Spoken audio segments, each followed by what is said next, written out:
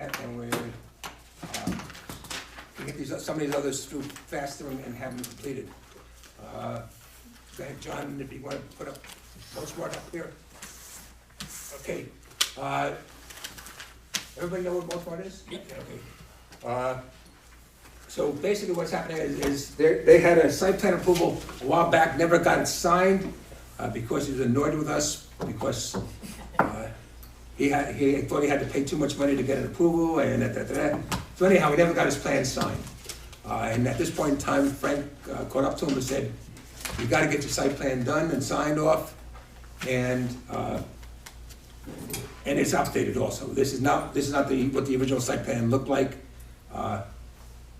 So that's in here. And the other thing that happened in the interim is that he took a parcel in the back here that was, I guess it goes along the side, that was not part of the original plan, and he acquired that piece of land, and he's including that in the site plan. Makes sense for his business. He's Yeah. expanding. Yeah. He needs the room. Is this That vacant house is still vacant there. Oh. It has not been taken down. It is vacant. I don't know that they were going to do anything with it. I had not heard of anything there, but that's where it's at. Okay. Go ahead, John. No, just, what's the issue here that I'm not sure that there is an issue, and we're gonna. So the question is, what concerns do we have, if any? I know that last time he was here, they wanted him to consider plantings of trees, street trees along 17M. That was a long time That was a long time ago, yes. That was back when would have been approved. And I do know, only because I went and documented it, he went to the DEC, and I think that if you look at it, his deed line, if you look at his deed, he owns at least halfway through 17M. Really? Yeah. Okay, that's years ago then. Okay, so he owns halfway through 17M, you can see it right here. Yeah. Though New York State has every right to use the land up to the sideline some. Okay, and usually they can go off the road somewhere around the ditch. Yeah. So okay. New York State has the right to use up to the other side of the ditch, or anybody like that. Yeah. So while he owns to that deed line, he can't use up there.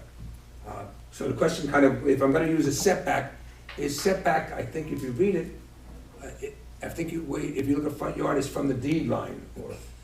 So he starts to measure his setback from the deed line, which means that when we were telling him to plant his trees, we were really having him plant them right alongside the road. And they could have torn it down if they did. And in fact, the DEC's, Kim Hankins at the time, said that she did not want them there.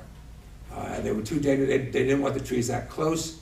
So therefore, he didn't plant any trees at that point in time.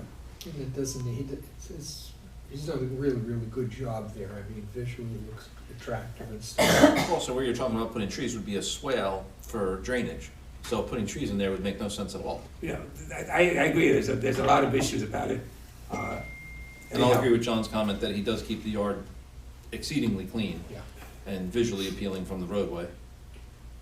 Okay, The only concern that I would have is he's gonna open this up for retail now, meaning, but he does do retail.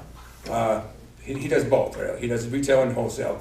A lot of the retail even gets shipped, a lot of it gets shipped out. okay, So he sells things in bags, little 2 cubic yard, Yeah. 2 cubic feet bags, yeah, all the way up to, you can buy a tractor trailer load.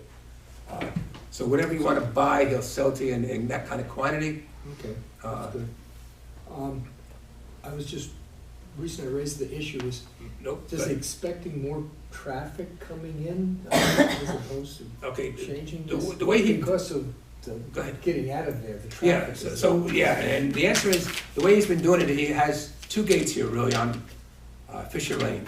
The first gate is everybody comes in, Yeah, and then anybody retail comes up to here and deals with the office, people at the office. Anybody who is like a landscaper or something like that stops at this check-in office, and they get written up right there, and then they go back to wherever loading is. somebody loves They load back here, they load up here sometimes, where I'm not sure where the loading is. Yeah. The loading ramp right here. so they get loaded there.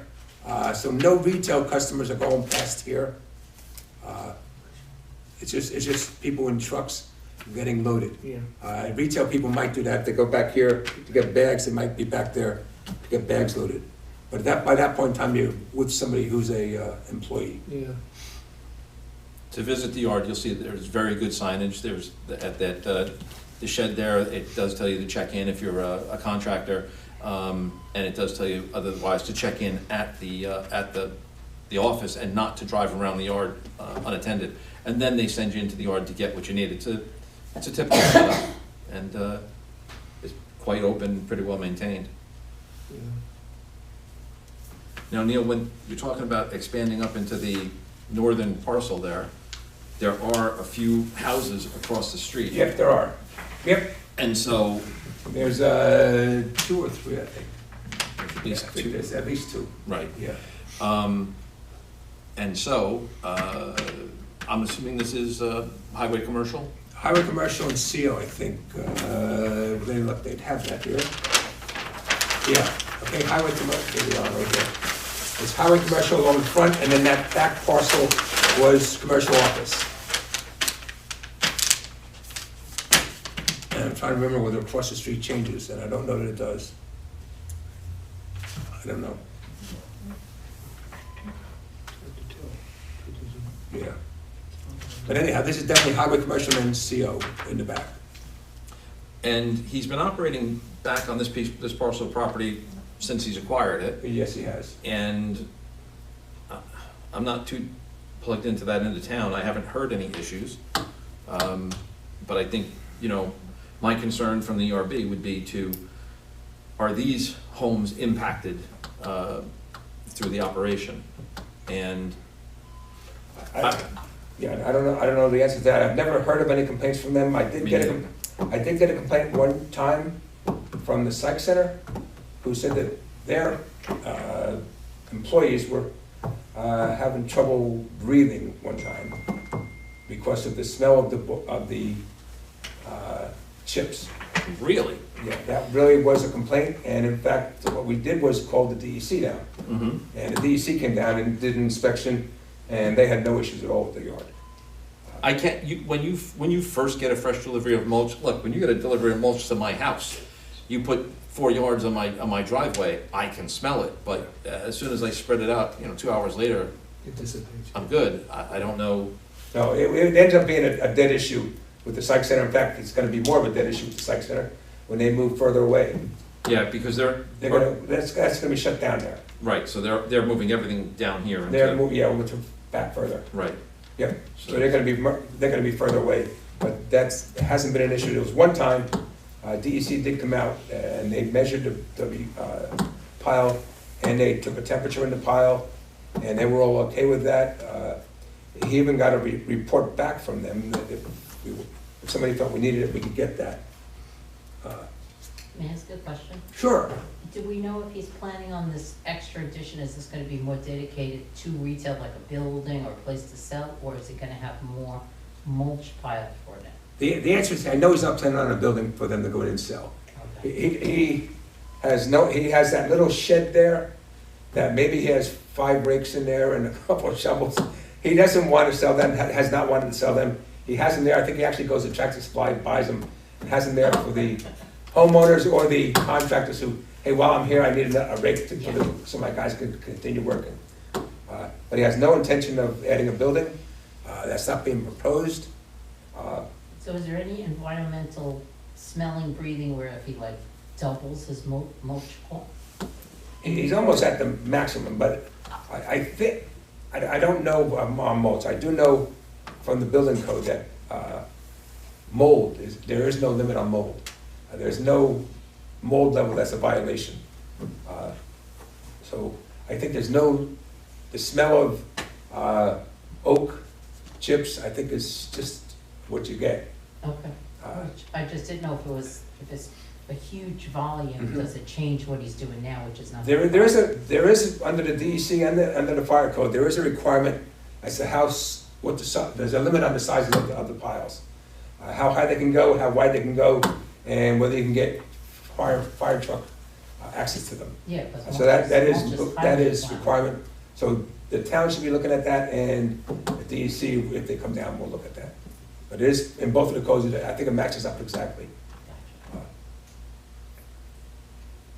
So he'll be going to planning for this? Yeah, he's going to planning board, next week. So mostly, this will go to planning, and planning will kick it back to us? No, not necessarily. If planning is satisfied with this, Yep. and he doesn't have to do anything to change it, then we'll never see it again. We will see it if he comes in with a modified plan from what he's submitting now. Well, I think from my comments, if I did not know the property, I would have questions on signage, I would have questions on access to emergency service vehicles, only because I know the site, and I've been there, and I've purchased materials there. I already know that the signage is in place, and I know that the yard is kept clear and accessible. So I don't really know that I really have anything more than that. Is there anything, I think, just now I'm looking at it, and that said sign, they have a sign down here, I know they do. I think they also have a sign up here, that is not on there, it should be put on there. Just so that nobody gets in trouble later on if they didn't put it there. And don't they have that flashing sign too? Yeah, there's a changing sign, I know he advertises every so often, it needs drivers, and that, yeah, up there. But the sign that just says, no unauthorized vehicles beyond this point, or the other sign says, check in with the office before Right, proceeding? Yeah, the interior signs we almost don't care about, it's the ones that we see going by the road. Well, if that's the case, then I don't know the electronic sign that he has. I've always questioned it. I don't know what the regulation is on that. Is there I mean, I've driven past it even at night and it's not glaring or anything. But is there a regulation that the town has that prohibits it? Sure, signs are notoriously regulated, and in fact, we probably have more pages for signs than for almost anything. We have probably 8 pages on signs. It's a major issue. I am serious about the fact that we do have that much. And so, yes, there are some signs, and I think Frank will have to figure out how it complies or whatever, but certainly I think it should be put there. But I think everything on site is not an issue, it's just directional for being on site. I know, like at the end of each of these bins, he has, do not park in front of the bin, then he has what's supposed to be in that bin. And God bless everybody who can't read, because they always stop there and park in front of the bin, or they'll sit out there and smoke a cigarette, whatever, which doesn't go really good with wood chips. No, it doesn't. So, The other issue with the wood chips is that the microbes, as they're in there, and that's what gets your smoldering. He does a volume of business that I don't know that the pile ever gets quite that hot. I know when he gets a big delivery in, the pile goes down quickly. So, but as I said, it's got fire department access, and those wood chip piles aren't next to any structures, not the one that he has up in front anyway. yeah, he has wood chip, or he has big piles in front here. Yep. He has big piles in the back, and I know he goes in there and takes temperatures of them, Mm-hmm. just to make sure they're not getting too hot. And if they are, it's just a matter of taking the loader and Right. just flipping Yeah, it over. and he doesn't want them hot because he's selling it as mulch, not Sure. compost. Exactly. If it's getting hot, it's gonna compost. So that's no intention on his part. And it's safe to assume he's not making the mulch there, he gets deliveries and he's just selling it. Like, Yeah, he's I think sometimes he'll re-chop it or he'll run it through again. What happens is that DEC actually wants you to turn it over every so often. Otherwise, it does settle down too much or whatever. But he's not coloring the mulch, like there's no processes like where he's coloring the mulch and making it black or making it the red. I don't know that he is. I know he brings an awful lot in, and I know he brings a lot of wood chips in that end up going up to other places. He'll send it out and get actually pellets. It makes wood pellets. He doesn't make it, somebody else does. So he'll get wood chips in and then continue setting up to wherever to have made for pellets for people who put the pellet stoves. Yeah. So there's a lot of throughput of material.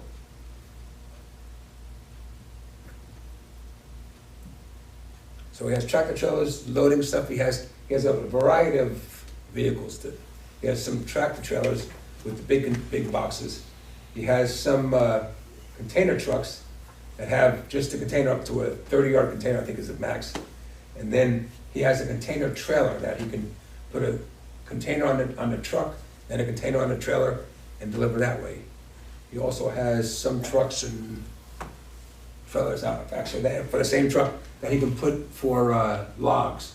So he has, like you see, the log trucks with just the sides to hold them.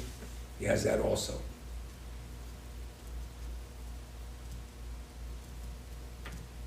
Anybody else from the public with anything? You have anything? I'm sorry. We just, not one of our usual suspects, though. Okay. Anything? But you're still welcome. Good. Anybody else have any comments on it? No. Okay, no concerns? Otherwise, good. Good. And I think he has, on site, I think he has roughly, there should be a number here somewhere, I would guess, but on site, he really has less than 10 people working there. And most of, probably half the people who do work for him are drivers. So they come in and leave almost right away. Some of them leave early in the morning to go pick up material or drop material off. So they'll come in as early as 4 or 5 or 6 in the morning.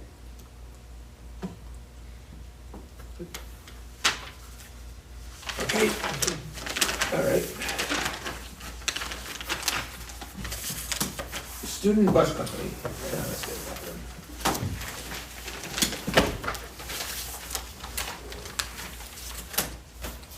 Student bus company is on Industrial Drive. Everybody know where Industrial Drive is? 17A. Go down towards Florida, and just before you get to Morad's, there's a road off to the right. Used to always have a sign up front that said Yankee Propane. Oh, okay, yeah. Yankee Propane, did they change the name now? I don't know. I don't know. Anyhow, that's the road there. That is Industrial Drive.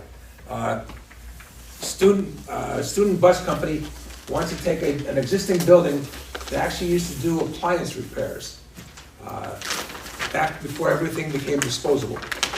So you could take your any appliance there, you could take and had it repaired.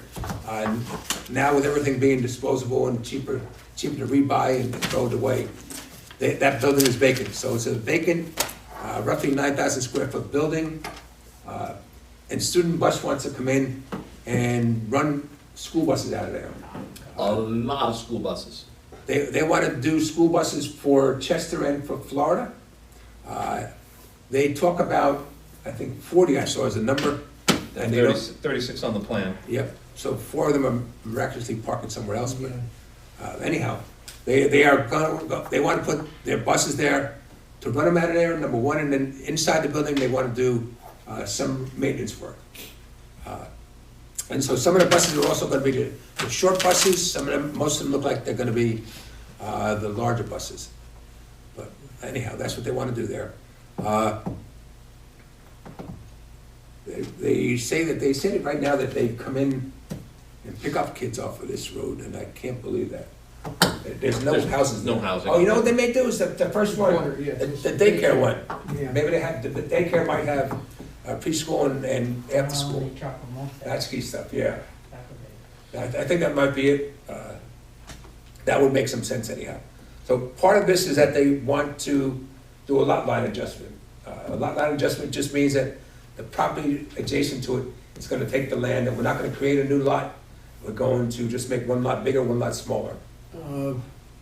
Is he gonna purchase this or lease it long term, or Well, what's he gonna do now? what he really wanted to do, and it changed. Yeah. The first time we saw this, he was going to lease the whole thing, and then ultimately, sooner or later, he was gonna get rid of this part and then buy this part. Yeah. And this is, Mechanical, right next door is High Tower or something like that, maybe? Do you remember what it is, the name of that place next door? they do Next door demolition. to the bus company? Yeah. I do not. Anyhow, they do demolition work and that kind of thing. Oh, yeah. Right there. So they're gonna take this 100 feet from this side onto their property. It'll increase the size of their lot. It'll decrease the size of this lot. This lot's going to get down to the point of being 2.5 acres or something like that, I thought I saw. Yeah, 2.5 acres. It's gonna get bigger. Pardon? It's gonna get. No, Smaller. it's It's losing. going away. Yeah, this is going away. This That's is, going away. the part they're gonna keep is gonna be 2.5 acres. Okay. Okay? Yeah. it still really doesn't solve the problem with the flow of all the buses coming in here, and I mean, basically, this is a hill back here. Yes, it is. And you really should be able to, I don't know, what do you do with it? Well, I'm gonna take it to dirt. It is, it's a pretty big hill, because right down here, we're at 434, and up the top of the hill, we're at 460. So it's a 26-foot hill, 26-foot hill. It's a lot of material. Yeah, it's a lot of material. I visited the site, Right. and I'm embarrassed for the applicant to even come with this proposal. This is stuffing absolutely 10 pounds in a 5-pound bag. They have every single square inch of this property accounted for. Yeah. You're talking about 36 vehicles and really nothing for employee parking. So at the minimum, 36 employees gotta come in to drive the buses. Where are they putting their cars? The idea I heard at the planning board was they're gonna swap a bus for a car. Yeah. Yes, you heard, right? How does anyone suggest that with a straight face? I mean, the only way that happens is if you line up all the employee cars out on Industrial Drive and then walk into the site. And then even that, as you take a look at this site, all right, let me just go to the notes. They are making the smaller, and this lots along the side has already been taken over. It's already been cleared, and it's been taken over by the business next door, which is a heavy machinery operator, for lack of a better. And they've already cleared that, and they've already occupied that side. Now, this shows gravel. This plan on the other one, it says it's a gravel drive. Yep. The gravel itself, now what they have laid down, and I don't know if this is permanent, but this is the gravel they've laid down. That's a picture of it. That's not item 4, I don't know what it is, but I will tell you that it leaves this kind of ruts. This is who's been driving on it, that's a tandem dump truck, I'd imagine. So, it's absolutely soft right now, it's like a marshmallow. That you would drive vehicles on there is laughable. How you remove snow on that type of surface? No. And if you do remove snow, where are you putting it? Because every square inch is already accounted for. And the only thing to do would be to put it out in the street, which you can't do, all right? Also, going back to the stone and dirt surface, every vehicle that comes off of this property drags that material out into the street. Yeah. No, they're claiming no, because they're gonna have this 20 by 20-foot apron that's gonna be paved. Okay, so once the 20 by 20 foot paved apron gets full of this material, and then that gets dragged out, because that 20 by 20 foot apron will be just covered in mud. I'm not disagreeing. Yeah, no, the fact that it's not paved, it's a hard no, that just doesn't work. The other thing is, all of these lines, you see all these stalls that they have planned out, well, you're not gonna paint them on gravel, so these parking spots are a guess. This is like going to the mall after a snowstorm and they haven't quite plowed it yet, so everybody's parked all over the place. Well, that's what we're looking at. And it is a bus company. I know I'm on a rant here, but I figured I made some notes, so I'll share them with the group. Right. At any school bus company, you will see that arch with the big V at the top, and in the winter, the bus drives underneath, and that V shovels the snow off the top because you can't go down the road with it. I don't see it anymore on the plans, and even if they did, where are they putting the snow? You put 6 inches of snow on top of 36 buses, that is feet and feet of snow, and there's nowhere to put it. They say the traffic study is being done, but I mean, I don't see how it's possible that you put that much traffic, big trucks going out off of Industrial onto 17A in the morning when people are making their morning commute. Yeah, sorry, that wasn't, and then even the bigger buses making a right-hand turn onto 17A is a question. There was that. Yeah. Even just making that the apex on that turn. This parking lot up into the upper left-hand corner, this is a hill. I looked at it today. It's a tree-covered hill, and I understand you can do a lot with an excavator, but in order for this lot to work, you have to cut the slope into the green space area. I mean, you're not just gonna leave it a wall, right? Because then if it rains, everything will just slide right down into the parking area. So that slope would need to be cut back unless you're going to build a retaining wall, which I don't see on the plans either.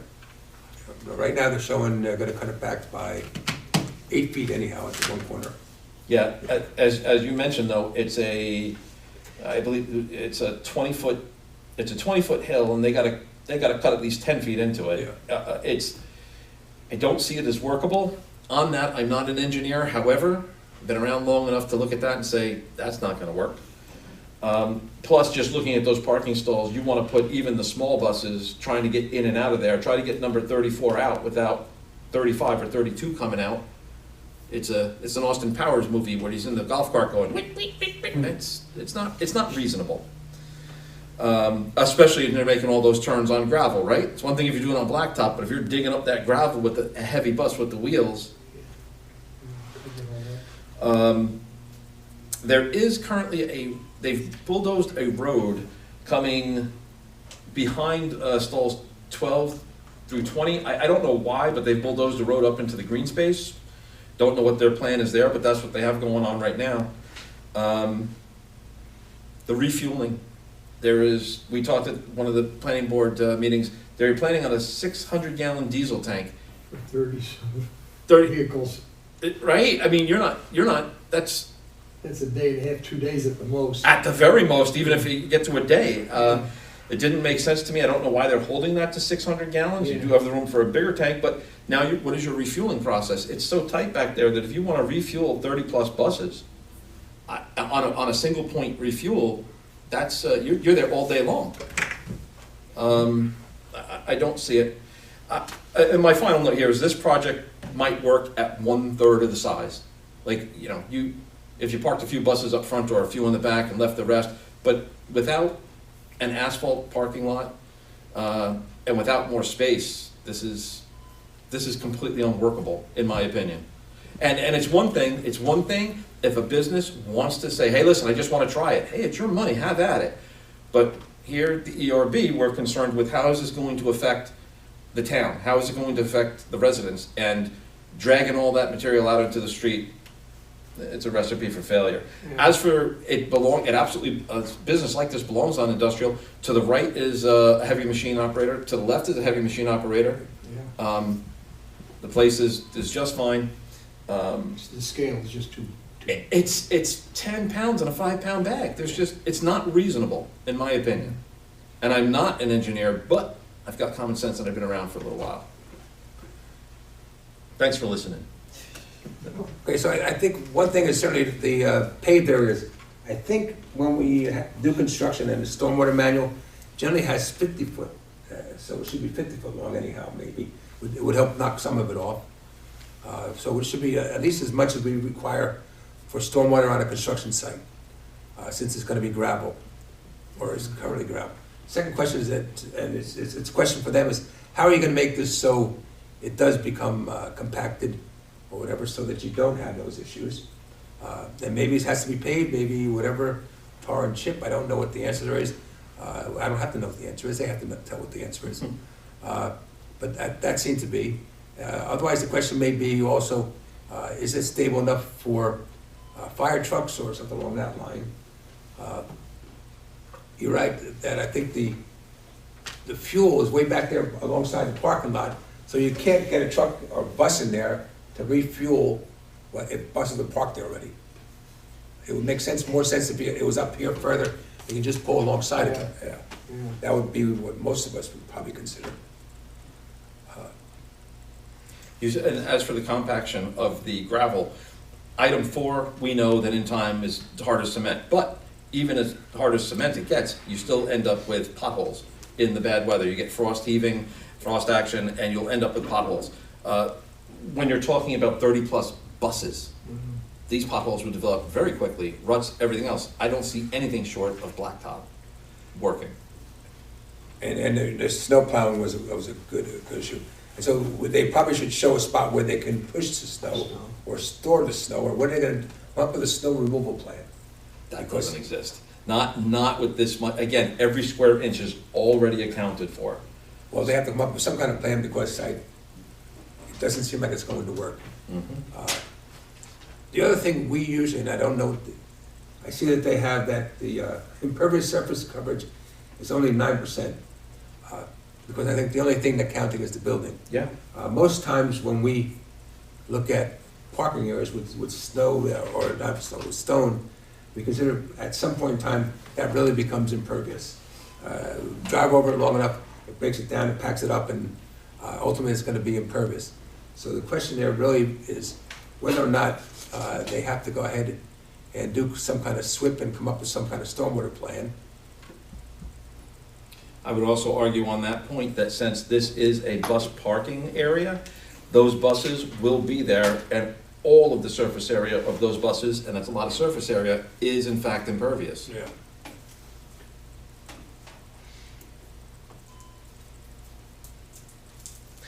I heard their presentation, I really liked them. They were, it's a family business, and I felt like, wow, these are, good startup business, and I love to hear that. This plan just doesn't work at this size on this site. Good spot, not big enough for what they wanna do. Tell me it's 1/3 the buses, and that'll work. Yeah.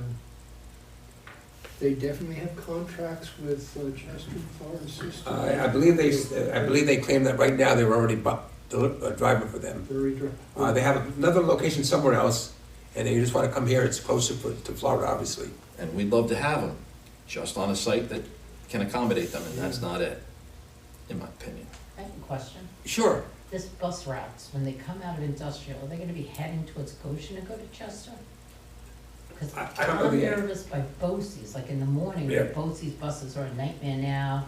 Anytime between 2 and 4, it's a nightmare, you can't even go down that road. And I can't imagine if they're gonna be coming right past that intersection, you're gonna have 40 more buses on that road, that's a big clog. So let's ask the question of what's their route to get to service Chester.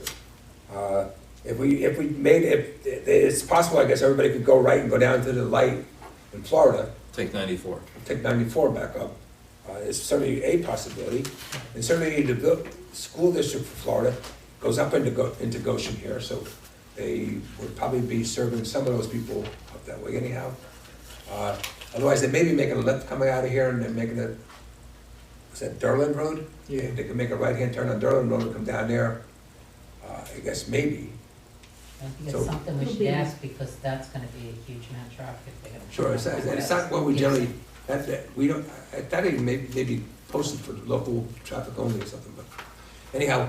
That would be impossible to make a left turn with all those buses out of there any time of day. Sure.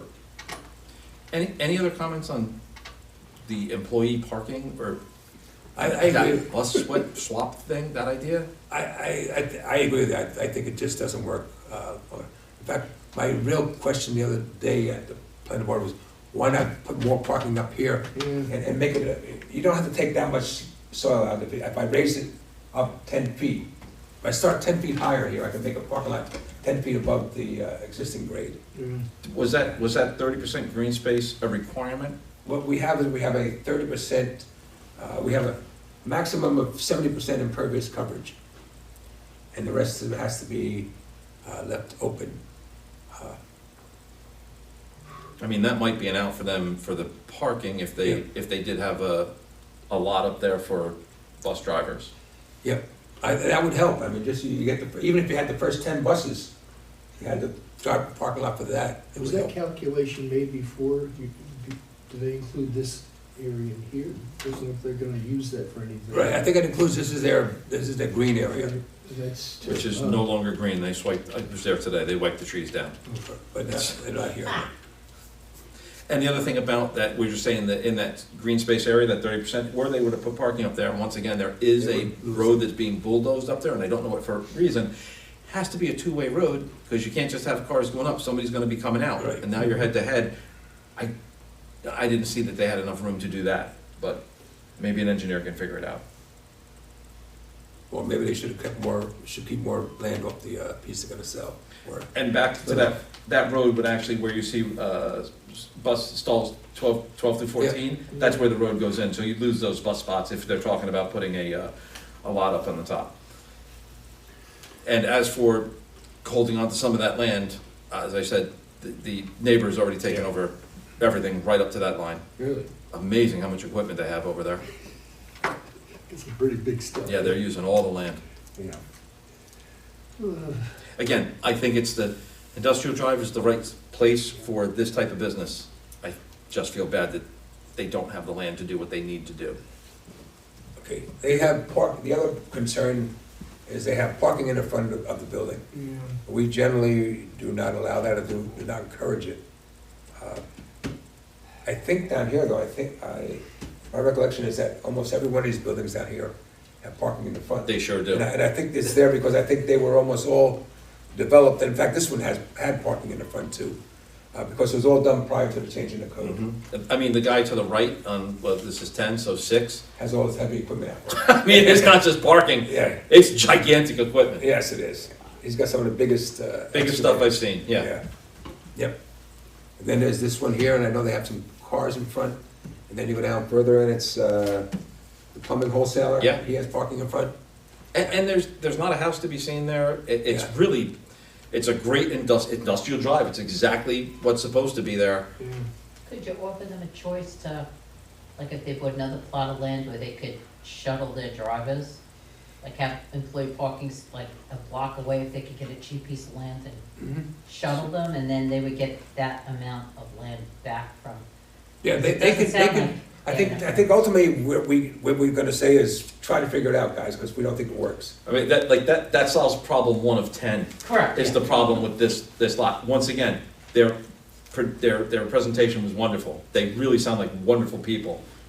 And it's no slight against them. It's the size of the project for the lot. To my mind, it just doesn't work. If they could do it with half the number of buses. There you go, that's what I'm saying, John. Logistically. that could That's work what I'm for them. saying. I'm thinking at a third the size, you can make this work. A half is even maybe doable, but Yeah. what they're looking at is, What we're talking about is really the intensity of the use. there you go. Yep. Anybody have any other comments? Okay.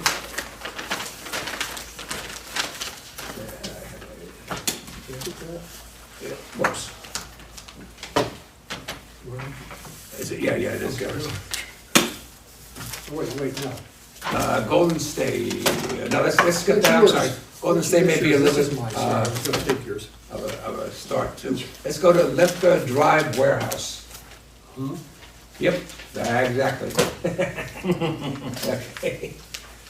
We don't have Lefka Drive in the town of Goshen. That's why you're confused.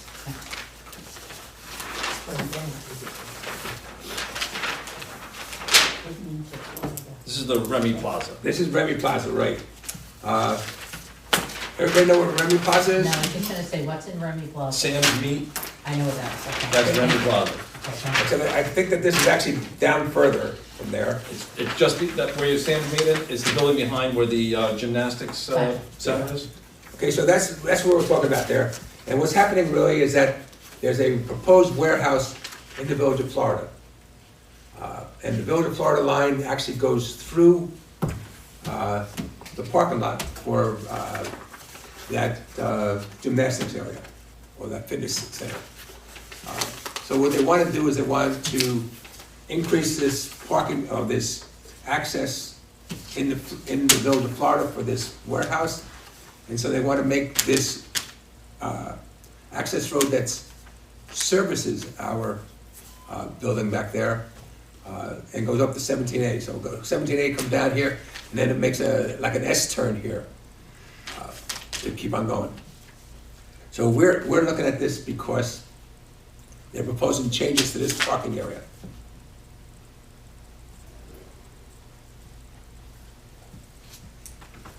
The current site is a completely flat area. It is all paved. There are no curbs. There are 2 parking lampposts, but there are no curbs currently on the parking lot.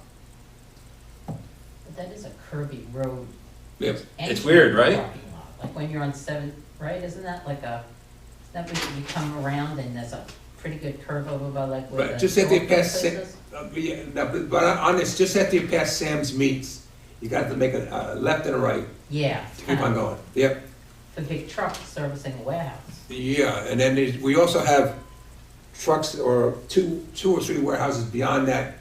You have to go through the Village of Florida property to get back onto the town of Goshen properties.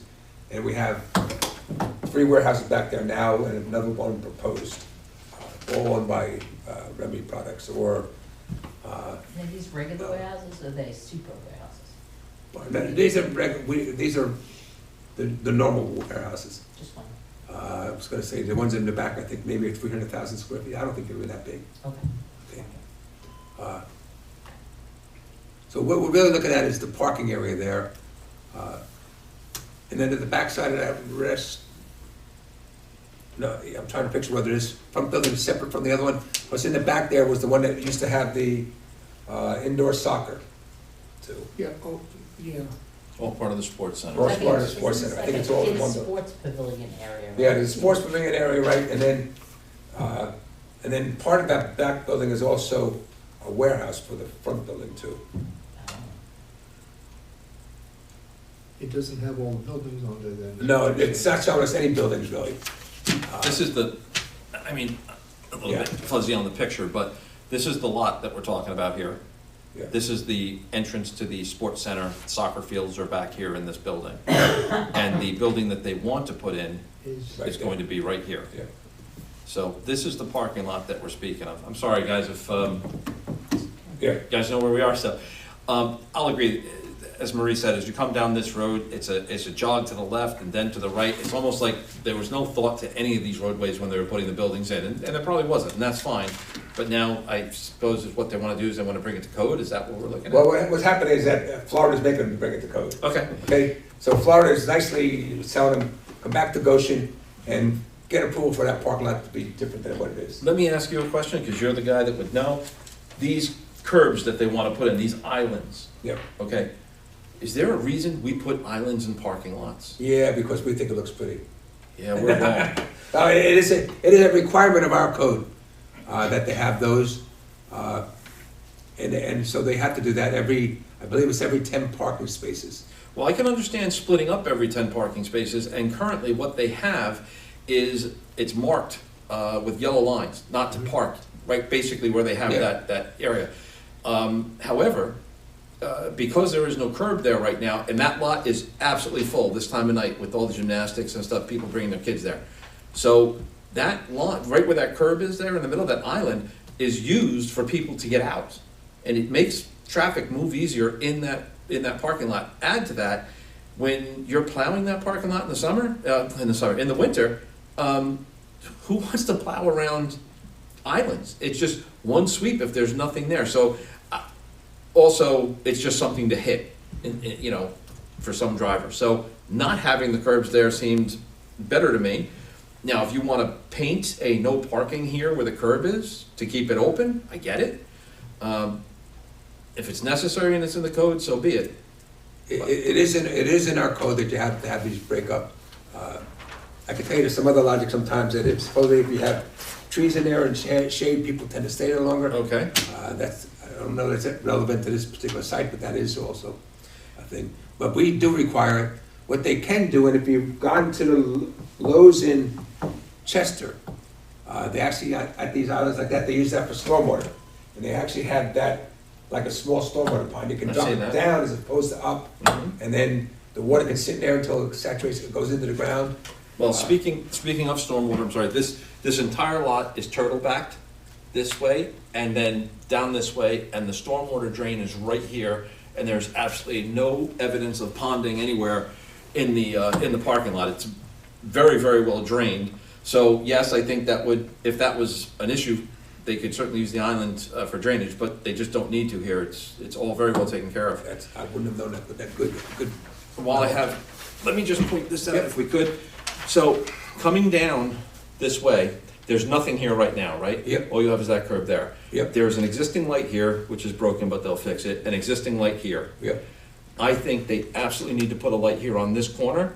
As you're coming down this way, at nighttime, your eyes will be focused at least this far out. And in reduced visibilities, as this, they don't show it, but this is actually a turn, right? I don't want somebody driving If straight into it. if you know enough to make it. If you don't, I think there should be a light there, and the base of the light should also have reflective material on it for reduced Okay, visibilities. let's identify that as the eastern end of the parking lot. What did I write down here? Southeast, it's the southeast corner of the lot. Good, yep. So, I'm sorry. Good, no, I think it's good.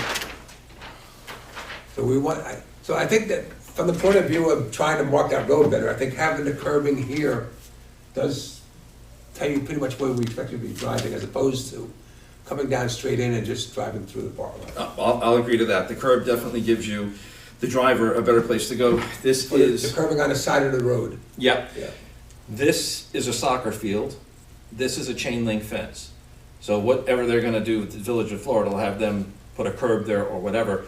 This is a road that comes up this way and a stop sign, and these are currently parking spots here, which my understanding is they're going to do away with these, but this has to do with the building that's gonna go there, so. And if I read it correctly, there's no net change on the number of parking lot spots, which, again, that parking lot is completely full when there's classes at gymnastics. So, but there is a lot of parking on the other side and around the back side of the building, That's so, always full. yeah.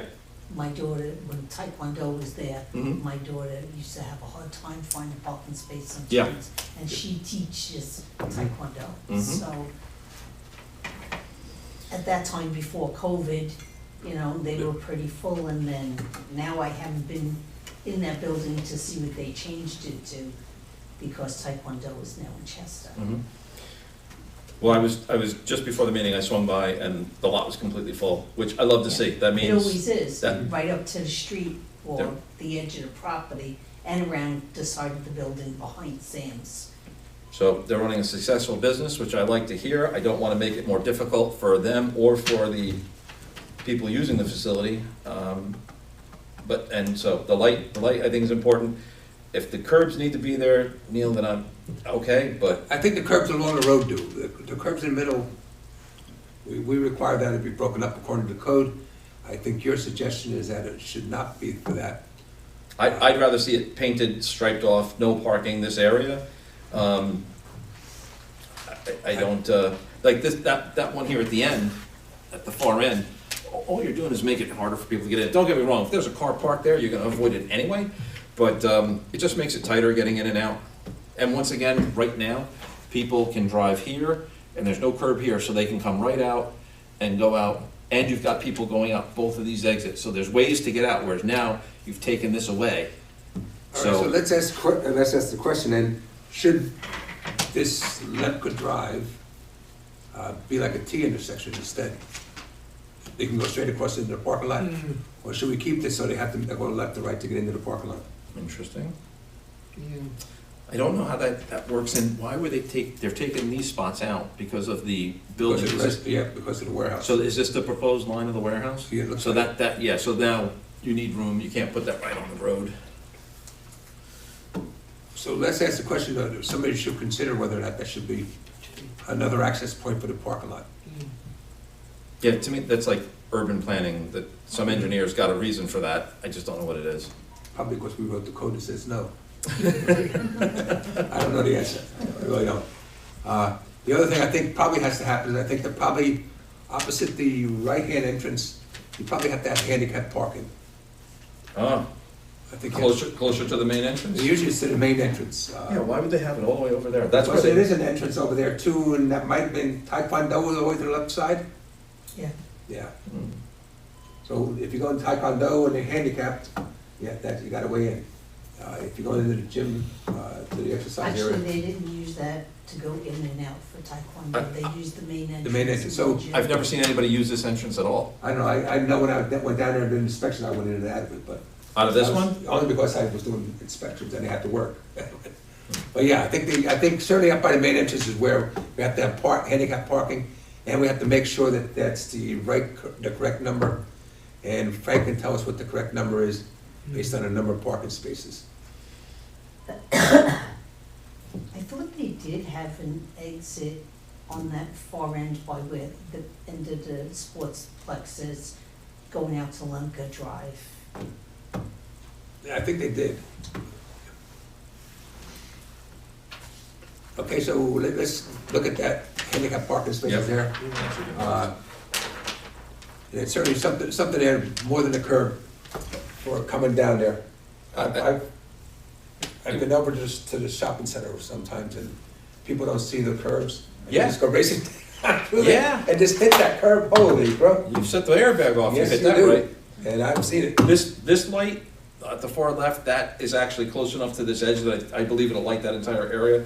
But the other one is just too far away. Also, this is the one that you're coming down Right. and you have to make the turn. And driving straight into that curb in low visibility conditions would be So devastating. maybe there should be some kind of, left, you know, sometimes you have an arrow there or something like So that. I was thinking that too, but then people, they may have to get away from the parking lot. A light at least with reflective base, because Yeah. if the light's not working or if there's a power outage, you're getting reflective. Good, I've got go ahead. concern, not about this Go ahead. specifically, but where was the filling occurred for the proposed lot that they were gonna put closer to, You mean the proposed yeah, warehouse? yeah, That's way down the other end. that's way down the Yeah, other. it's, Yeah, Down by Jessup Switch. yeah, Just a okay, switch, it's way down here. yeah, okay, so that's still in Yeah, some kind of discussion. My Yep. other concern was that when they put these things in, was there enough adequate screening off those things that the buildings that they put in to protect those people off of Pumpkin Swamp there, that their houses back up on? oh, down there, but those warehouses. Yeah, The answer is it was installed, but I think that we frequently and almost always allow them to get in with screening that's way too small. And if you wait 10 years, it'll be okay. Yeah. Well, as of today, I drove down those buildings you're talking about, and you Yeah. look to the left and you can see houses. So, no, it's not screened. that was my concern. Behind all those new warehouses there. Yes. Okay. Yeah, and that's, Yep. that side of the Pumpkin Swamp is Goshen, obviously, so Yeah. maybe somewhere down the line we can hold their feet to the fire or whatever. It should be in compliance, we could say, mention that compliance, it should be inspected for compliance. That Yeah. this tree still exists. Yeah, because those are big buildings, I mean, Yeah. you know, Yeah, they are. yeah. And there was lights on the back side of them too. That I missed. Neil, do we care that the resealing water-based materials, or can it be oil-based? Do you know what they normally use? Do we care, I guess? We, at times we do, and it may be appropriate here because it's, wetlands back in this area some. Mhm. And that's so me could make the suggestion that it be water-based. And that is what you're saying, right? Yes, that's what I'm saying. I'm not familiar with how the material bleats off the surface in time, and does it just evaporate, or does it actually wash away? I don't know how that works, but if it washes away and it's oil-based, we're washing oil into the, Right. And the other thing is, if you're not gonna have this going through, that they can come out of that right there, it may make sense to have some kind of reflector there. Otherwise, people sure. come through, you know, somebody T-turns and see where they make it a T, through intersection. Yeah. Even if it's just a sign with an arrow left and right to let you know that, Yeah, or those yellow things with the black, or yes. whatever, something there, just to show. Anything else? Anybody else?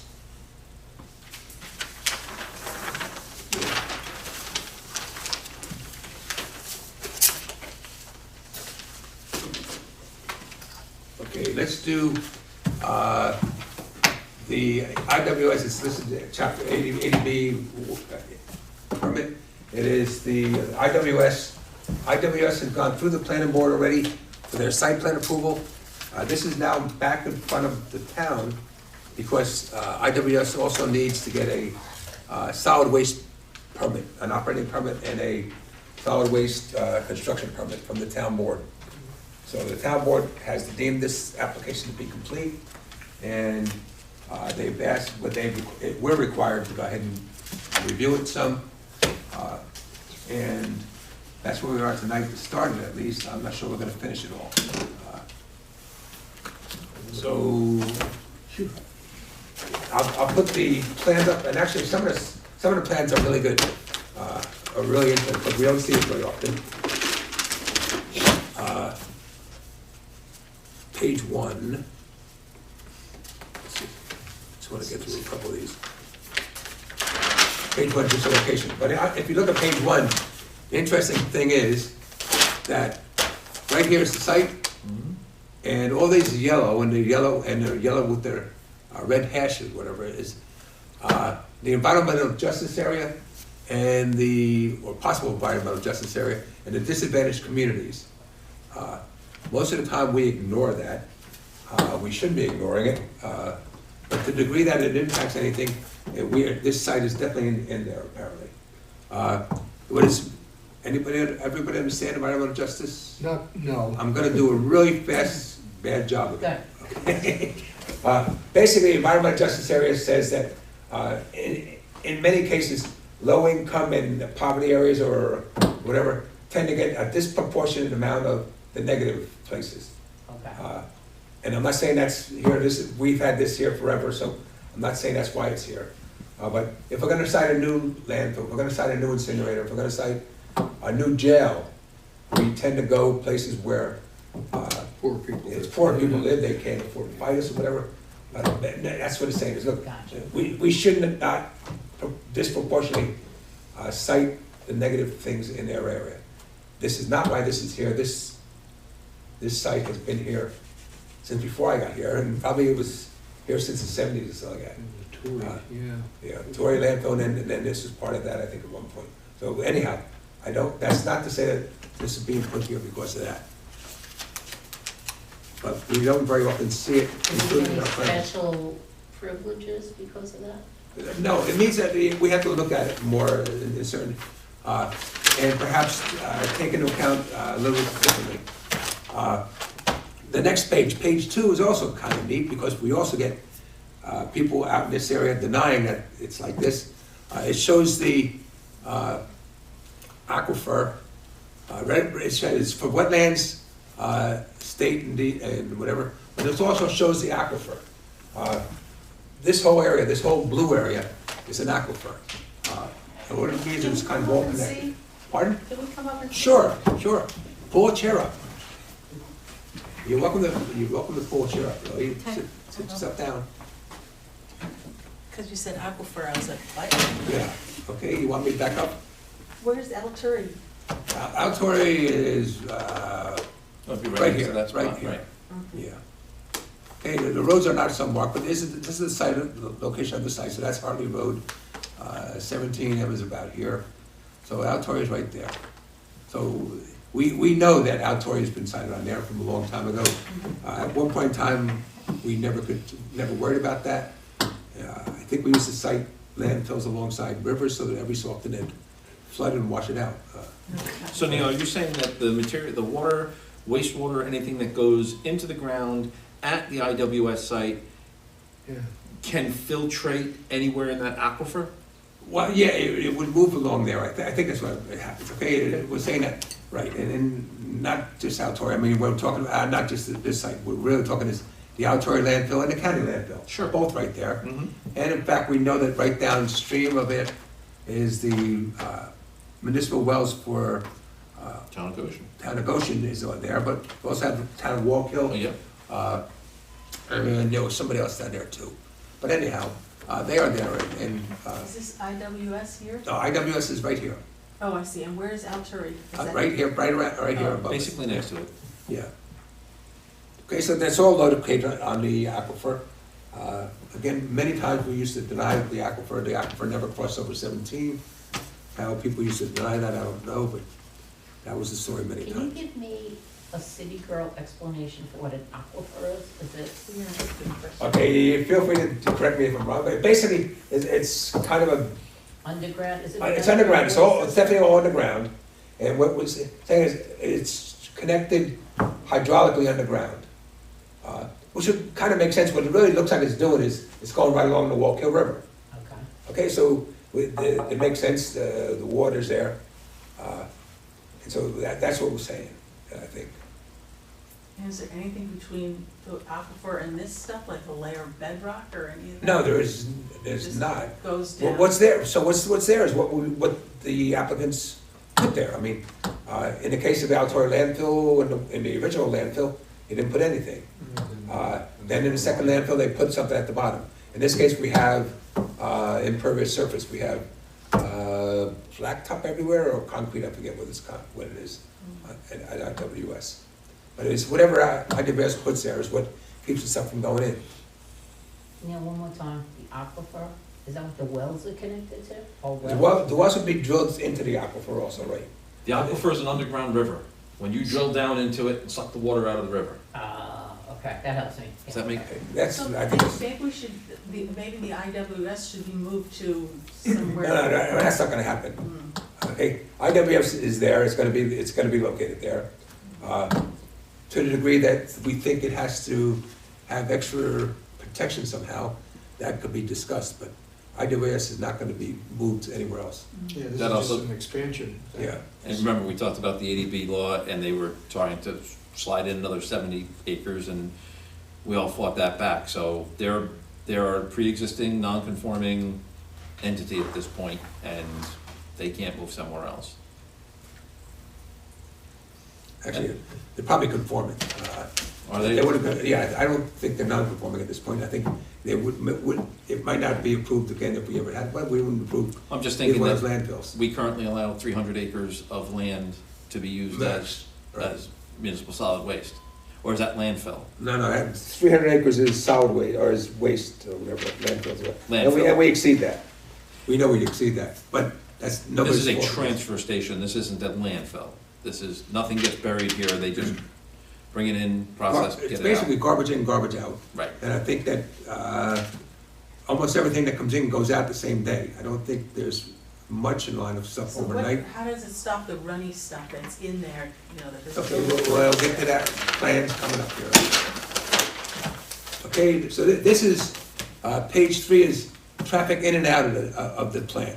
So what they're showing us is tipping vehicles. Tipping vehicles are those that go and pick up the garbage, and then they just dump it out at the site. So we have tipping vehicles coming in and tipping vehicles going out. And then we have transfer vehicles. I think transfer vehicles are those that go to the facility, pick up the garbage there, and they take it somewhere else. And I think that the answer is they take it to 3 different places. All of them probably can take it. The one furthest away is in Ohio, and I think that's the furthest away. And then there's 2 others that they have, and I forget where those are.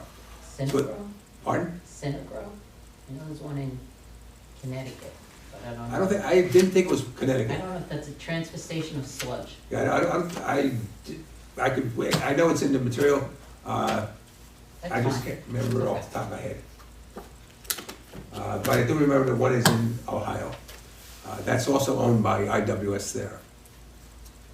And that's a big landfill.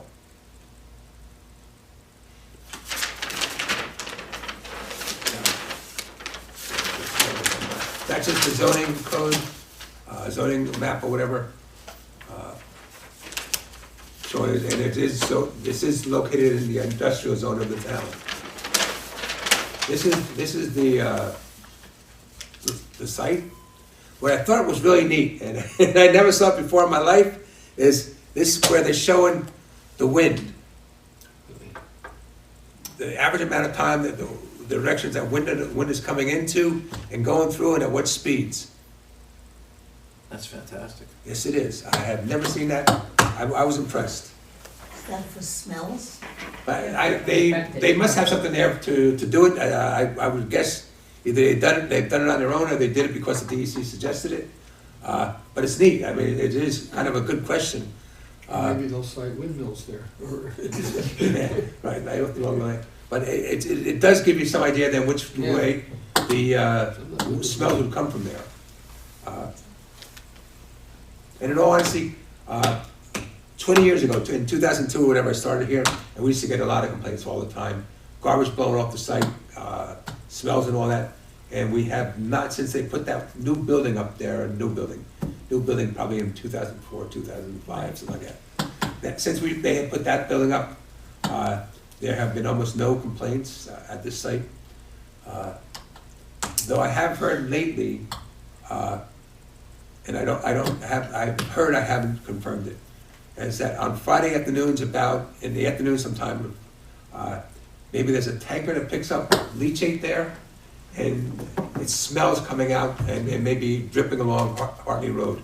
I don't know that that's true, so do not take that as fact. I have heard that And I don't know, I was gonna try going out Friday in the afternoon to see if I smell it now, but, and that, it's just a one time. So what they're gonna do is they're gonna cut down, they knock down to what's now being used for recycling, is to be removed, and they're gonna put an addition on it going toward there. So this is the addition, it's a 9,000 square foot addition. So this is Harley here. This is Harley Road here. So this is gonna be addition, that piece taken out. And if you're really interested in garbage, you can almost see what this is gonna be proposed to be like if you go over to the county landfill or the county transfer station. They have one of these already set up like this, and it works really good. And let me just get the, here we go like this. You can see they're showing these tipping trucks, or essentially I would call them compactors. The trucks, what we usually consider garbage trucks, that run around town. They come in here, they get weighed, they come in, pull in here, back into here, and they just open up the back and they spill it out. Okay, it goes on the floor here. This is all gonna be a concrete floor. They have 12-foot concrete walls here, 2-foot concrete walls here. They're gonna back up what they call the transfer trucks here. They're gonna pick it up with the loaders, put it into the transfer trucks. They actually weigh the trucks while they're sitting here. That way they can load the trucks and make sure they're not overweight to run up the highway. And then when they pull out, they'll leave. So everything, as far as the tipping, is gonna be in this floor, on this floor, under a roof, and semi-contained at least on the concrete.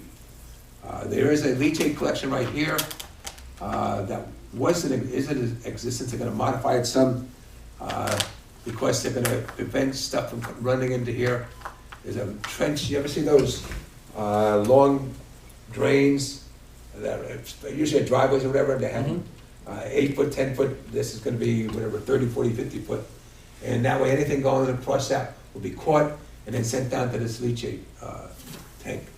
I know in the past, that leachate tank used to be pumped out every so often, and we would have, when we had a big rainstorm or something like that, I know they were pumping it out more frequently.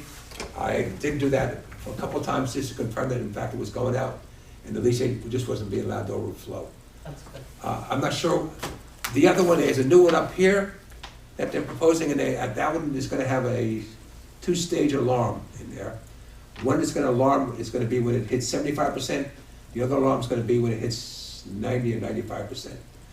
Telling them, hey, call somebody up to get it out, and the second one's, you almost have to shut down to get it out right away. And I don't know whether the old one's gonna be retrofitted with that or not. It's gonna have a lot less leachate. This one up here with the bigger one is gonna be getting a lot of the leachate off the tipping floor. When the tippers come in and they're compactors, a lot of times they have fluid in them. They get waste, wherever they get it. They get it from restaurants. Food waste has a lot of water to it. So it just, by the nature of the beast is that it's gonna be wet. So sometimes it splashes down there or whatever, and that's gonna be contained and then put into this, and actually, the pipeline's gonna run it over to the leachate tank. And I think that's a 4,000 gallon. The leachate tank is gonna be double walled. I assume it's gonna have some kind of interstitial, like some kind of detection thing between the two walls. I don't know that to be sure, I haven't read that, but I think that's the way it usually does work. And the pipe to take the leachate there is gonna be a double wall tank, a double wall pipe. So that if the inside pipe does leak, it's gonna go into the outside pipe. And again, that usually is connected to the interstitial area in the tank, and they can detect that. Now, I don't wanna say I don't know how that works with leachate. I know it works with gasoline and that. All the gas stations have that.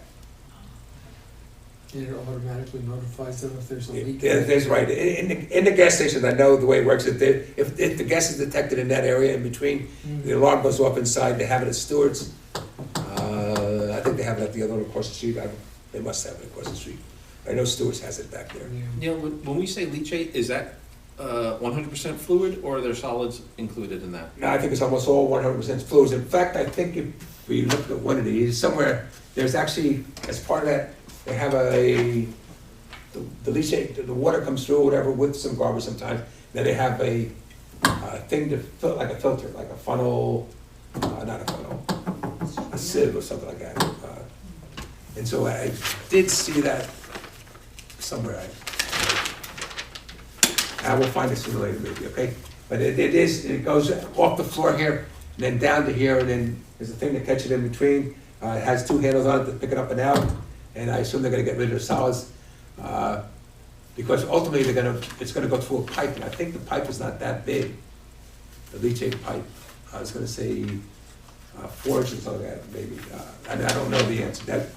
Don't hold me to the 4 inches, but it was relatively small. Is there a lot of solids that they can pull out of it? Little, like what's the ratio, you know what I mean? No, I think it's very little, because if there's a lot of solids going into that, they're gonna be busy all day just emptying that. Yeah. And that's not their thing in life. They do not wanna sit there all day emptying that. So I think there's very little going through. I would guess, but I haven't seen So it. we don't have to worry about how they dispose of it? No, we're not gonna dispose of it by throwing it back in the garbage and sending it out. Oh, okay. All right. It's nothing special about it. It's just whatever came out of the garbage.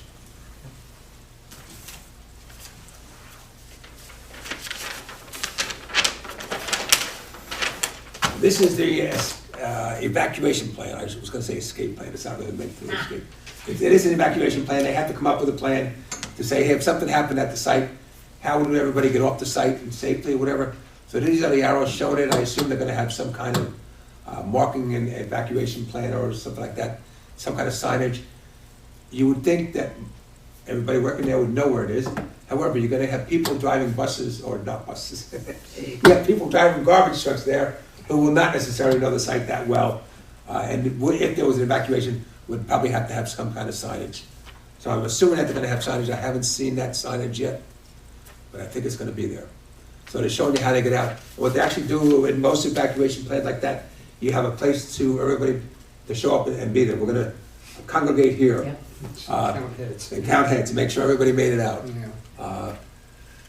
So that is actually across the street from there. They would go right across.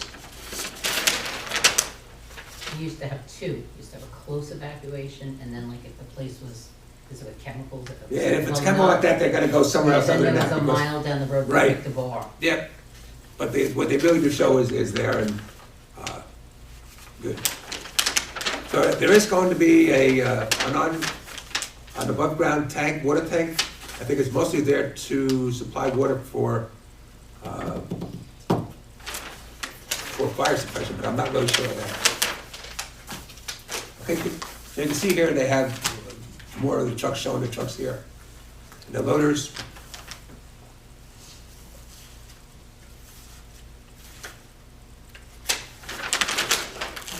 That's just the building, doesn't look anything spectacular. All metal building, I think every side of it is capable of being closed off, so that windy days or whatever, if they had to, they can close it off, shut it off, so that it's not an issue of stuff blowing through. But like I said, there's not a whole bunch of issue with stuff blowing around anymore. We used to go right up and over the fence, and that was it.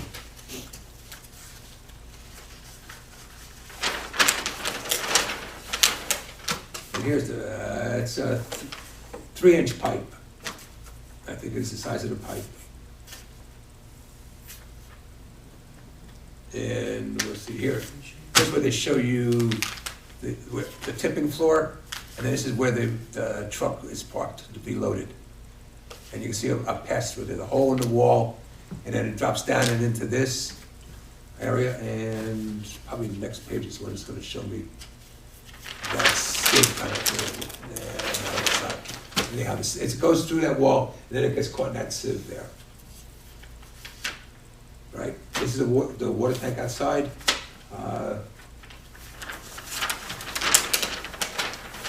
Here it is, right here. Here's that sieve thing.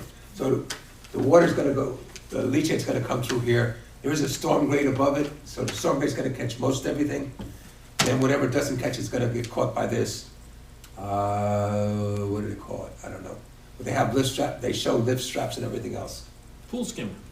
It's like a full scope, yeah, it is. Yep. not highly technical, but functional. Yep. And that takes care of the site. Okay, that's the site plan. I have a question for you. Pardon? Did they get approved for that extra 70 tons? No, they have not, Recycling? they have not yet. And I think that maybe they couldn't because I'm not sure seeker's completed yet. So what really happens is that until seeker is completed, nobody's allowed to make a decision. Okay. Okay, so we're back into seeker on this again. And that's where we're at.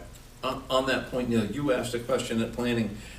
There was a question on the number of trucks that would be coming and going from the site. And there was a discrepancy between what they said, what the applicant was saying, that there would be no change in trucks, but you had figured, you had seen somewhere that there was. Yeah, actually, it was Lee, but yes. Oh, he it was did- Lee, I'm sorry. No, that's okay. So, Lee did say that there was in somewhere there's some figures that I haven't gotten yet. There are figures that say there's gonna be an additional 50 trucks or whatever. well, that makes a difference to the residents, that's. No, I don't disagree. I think that what the applicant is saying normally, or most of the time, is that they are currently operating now under a DEC permit, they're currently operating and bringing in 600 ton a day, and then 70 ton of recyclables. What they want to do is take that and make that 670 tons of all municipal solid waste, and not take the recyclables here. They would take recyclables to a place in New Jersey, I believe it is. A state-of-the-art facility, he said, Yes, more than once. And on that the recyclables will be going directly to that Jersey site. They Right. don't have to come onto Hartley. right, they would not come onto Hartley. And so I guess, I'm assuming they're gonna pick it up with a different kind of truck or whatever. Okay. I see. But yeah, that's it. So, Wasn't it at that meeting where he was complaining that the applicant had one set of figures and their consultant had a different yeah, set of there is no doubt about And it. the There- applicant didn't know what he was talking about, they're supposed to come back to us. Yes, and correct? so there's supposed to be some explanation to that, and it may just be typographical or something like that. I don't, I'm not sure. That explanation is still needed. Pending, okay. Right, okay, so there is a difference in truck counts.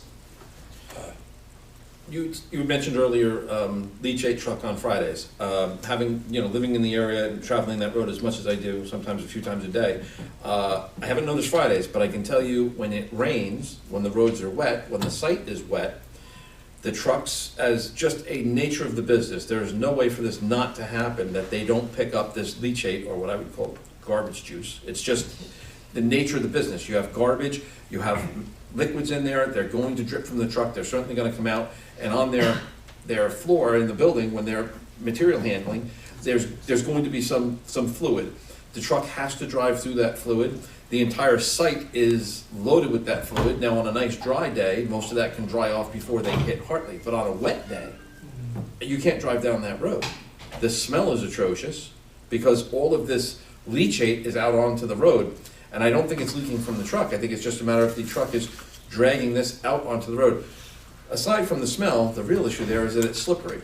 There's oils in that leachate, be it cooking oils or motor oils, whatever it is. Is there a system in existence that keeps that from happening?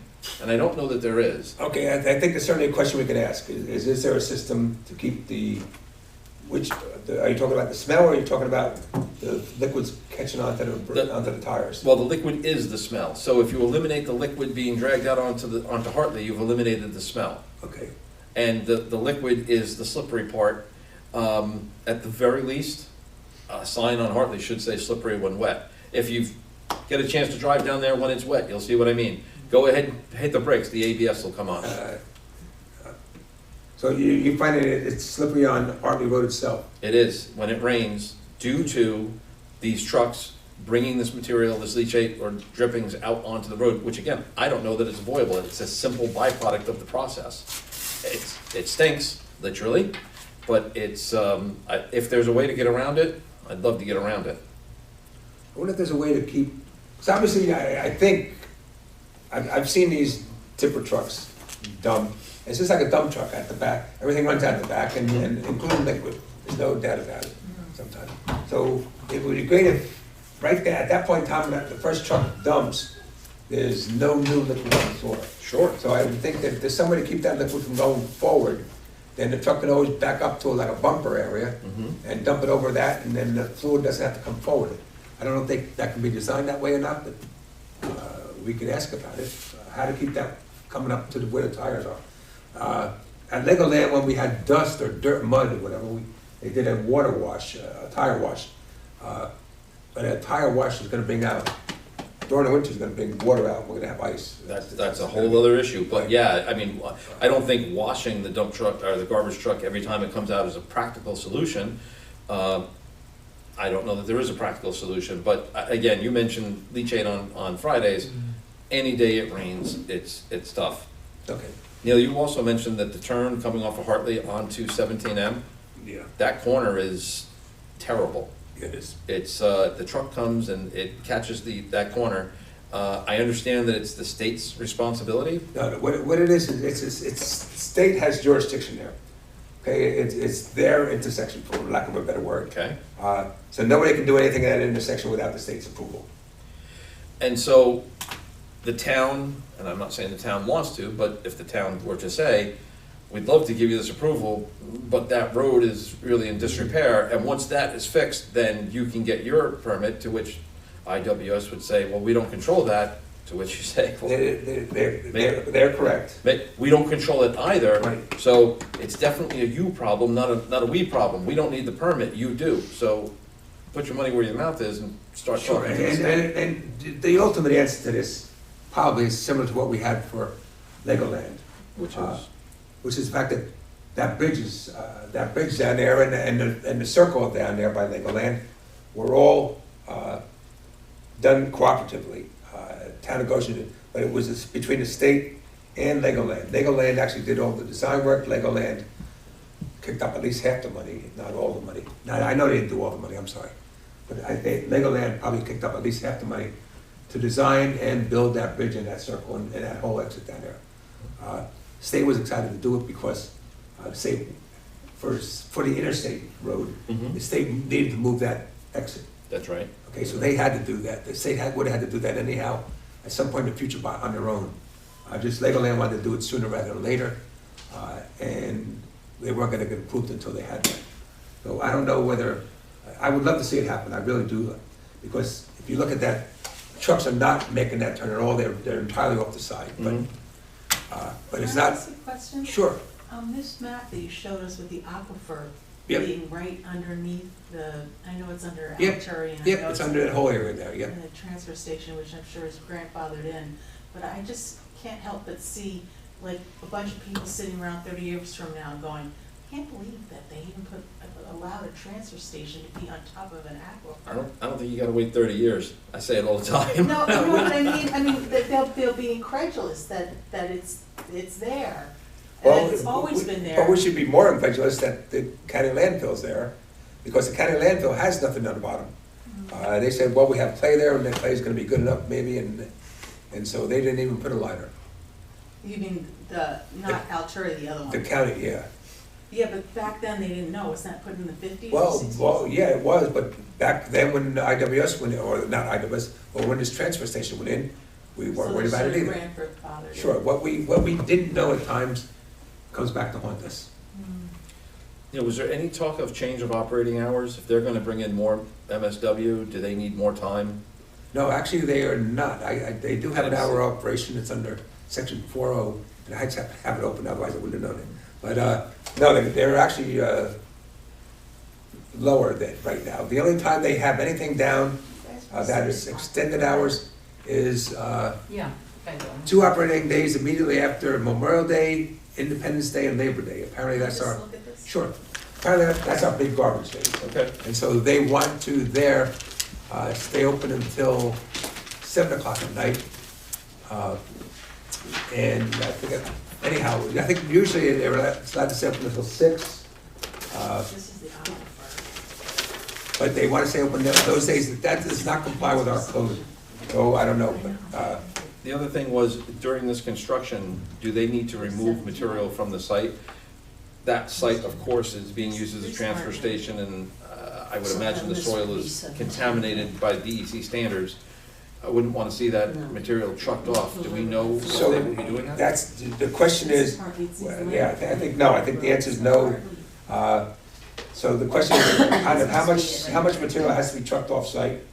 What the condition of that material is, and that material may be contaminated based on the outdoor landfill. It has nothing, they have nothing to do with the applicant, but yeah, if that's contaminated soil, I mean, my point is for, it has to be tested probably and then sent to the appropriate disposal. and I'm thinking just how many years you're gonna run heavy trucks in and out of a parking spot. The hydraulic fluid, oil, diesel, whatever it is leaking on the ground, just that alone would really contaminate. I just don't wanna see that material go somewhere else in Goshen. If it needs to be trucked off and handled as hazmat, then I think we certainly, we should encourage the fact that it should be tested and then sent to the appropriate area. handle it appropriately. Yeah. Because I think some of them may be hazardous, or considered hazardous. So another recommendation that Yeah. this goes back to planning, okay? Yep.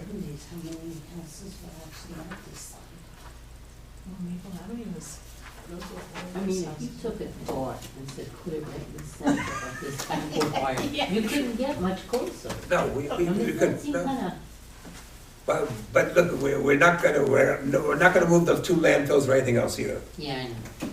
But it seems like, well, anything else new, you just tell them no. Well, we certainly, look, anything else No going. more new garbage or anything, because they're here already, we could allow that, but, or No. put them in the white. Look, for the most part, I will tell you quite honestly, this is the first honest papers we had. For the most part, people used to deny that there was an aquifer there, and it would stop at the aquifer was south of 17M, but not north of 17M. It was a miracle. It's a miracle. Hallelujah. And I'm not saying this applicant said that, but other applicants have, it always was, it was stopped there. I mean, they're already there, but anybody new. Yes, I think that, look, I really like this map, or That's this, beautiful. the sheet, it really is very good, and I think I'm certainly gonna hang on to it for other I think we should applicants. take that blue aquifer map and hang it right there, Yeah, really. so that at every meeting we can look at it. Wouldn't that be a great idea? All right. Are we ready to go through It orders? would have put it right there, Let's with go- let's go with on what you that got. column. I actually, I'm sorry, I think I had, And tell them about it, it would help with points of reference. the number of vehicles coming and going, I think we definitely need to clear that up. There was again, a discrepancy between the applicant and what was in the report, and that directly affects the roadway, it affects our residents. So I'd like to know that it's not gonna be the 70 extra trucks per day that it was possibly gonna be. New construction, is it adding any more impermeable surface? I don't know what the material is that's right there now. Is it concrete, blacktop, or? I think where it's gonna be, where that loading dock is actually just outside the building, or just at the backside of the building. I think it's new impervious surface. So this building will be impervious surface, and as the water comes down the downspouts, we don't wanna put contaminated water onto the nearby Yeah, properties. I didn't see where there were downspouts, I guess there are, but I also didn't see where the downspouts were getting rid of the stormwater. Again, anything on this site right now, it's such heavy truck traffic, and it's not the applicant's fault, but when you put that many trucks in one place, you're going to have diesel, Yeah. hydraulic fluid, and motor oil, and to have that stuff wash off the site into the watershed is really not a good idea. I didn't see anywhere in the plans that it showed a system of the leachate system, great, but what about the, I don't think there is, I didn't see anything, goes in, and then there's a comment I thought about, it goes into a storm drain, and then the storm drain has a 12-inch pipe that seems to go nowhere, or nowhere specific. I don't know, I have concerns about the stormwater on the entire site, and the new stormwater should be directed somewhere, I would think, not just off the site. I mean, even just the across the street, which was all, Tam has now fenced it off, it's very wet, or it has been in the past, I don't know if he's changed the. That is probably was wetlands, and certainly is floodplain. And so this is what I'm concerned with, is that this material ends up on that property, which No, is I not right to don't, that I don't person. think this material, No? which I don't think this applicant would send it over there, but, Not that he sent it, Yeah, I'm saying it's, yeah. it's simply going to yeah. get into the watershed. Oh, okay, yeah, that, sure. That's everything I had. I Yes. was- So certainly we're questioning that and whether stormwater coming off the roof is being sent. Mhm. I mean, it's a big roof. Yeah, it's a big roof and a 1 inch storm or even a half inch is gonna be quite a bit of Sure is. water. It's everything I Wanna had. look into that? Yeah, I think we're good. Good. Okay, do you have it? Just a question of, Go ahead. additional trucks coming out of, onto Hartley and turning onto 17, and that's certainly a problem, and, Yeah, okay, I think the applicant's answer to that, and is that they're saying that as of now, they've been working under the DEC permit, I think, and that whatever truck traffic we're gonna get when the town, or if the town gives their permit, which is what the town has to do, is not gonna increase because all they're doing is taking it up to what they're currently doing for the DEC. okay. I think that if you, in fact, there is a thing in here, where they say that under the current permit from the town, I think it's 375 gallon ton a day, is what the latest permit from the town said they could do. They did get a permit from the DEC that said they could do more, but they never got that increase from the town. What they're doing now is asking also for the town to increase it up to match the DEC, because we can't exceed. Okay, so we're asking us to extend it up to that level. And so what they're saying is that even though they may not have had the permit from the town, they have been running at that level already, and consequently, we should see no, if we give them the permit up to that level that the DEC does, we should see no additional traffic than what we're seeing now. Hmm. You shouldn't see it. Right, and that's, well, unless they go above that, but that's not what they're proposing. No. I think there was a question once, who measures any of this? Well, the answer to that is that the applicant certainly has to have a log of trucks in, trucks out. And I think the town can certainly ask to see that. Town has maybe there has a responsibility to see that or whatever. But certainly, if they're gonna give it to the DEC, they can easily give it to us just the same way. Who in the town is gonna take the time to do that? I don't know that answer. But the town can certainly ask for that. And that shouldn't be overwhelming, extreme difficulty. Certainly, the town has to get from them the amount of tonnage being tipped there. So we get our tipping fee. And in fact, there's a code in our code that's been there for a long time. And every month they have to report to us how much they've tipped. It has to be reported by the 10th of the month, every month. Okay. We get 5 cents a ton. It's a wonderful number under that. But anyhow, it comes out to roughly it would come out to about $150 a week for that inspection fee it was. Good. Okay. Now, just the points here on impact on human health that Kelly highlighted here, I think those are. Okay, what page is that on? It's on page 9. Page 9. Okay, what we're looking at is part 2 of the EAF. Yes. Go ahead. Okay. There completed emergency spill remediation or completion plan, so that's kind of one of the things we highlighted. Yeah. I No, go ahead. No, I did not see the completed spill emergency plan.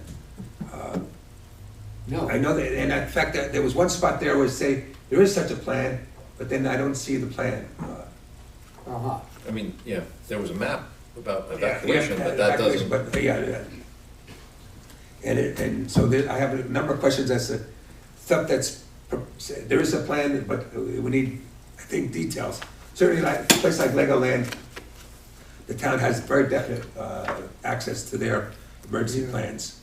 And I think that's probably appropriate here too. Hmm. Go ahead, John. Well, the other thing that kind of was number J on page 8. No, The proposed action may result in evacuation or excavation or other disturbance within 2,000 feet of a site used for the disposal of solid or hazardous waste. Well, Yeah, I that's think, obviously true. yeah, I think sure, so I think there's a number of things there, and there's a number of things to be cautious about, is that what? Yeah, I mean, again, it has nothing to do with this this property or this applicant's property. But certainly because it's next to the outdoor landfill, there could be a problem with solid waste. I know that when Amy's Kitchen was doing their sewer and water lines from Walk Hill, actually Middletown, I'm sorry, from Middletown, they would digging it where they were supposed to, like outside the landfill, and 60 feet outside the landfill was garbage. Oh, really? I said, man, yeah, Middletown didn't know about it, whatever.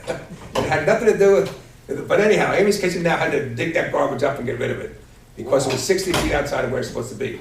So look, where they're gonna dig here is not supposed to be garbage, and now Tori swears it wasn't there maybe, but in fact, it may be found, I guess. Yeah. Yeah, That's so I think, so it could happen, and I think that certainly during excavation, that has to somehow be a concern.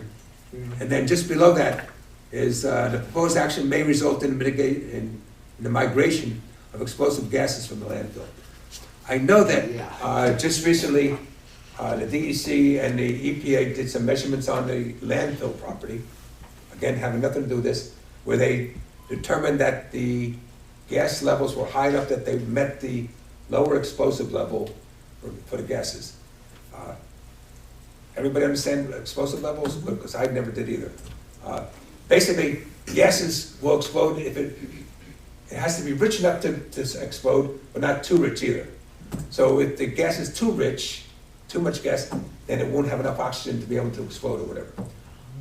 So there is a level, the low level and the high level, and the gases within those parameters, it could explode.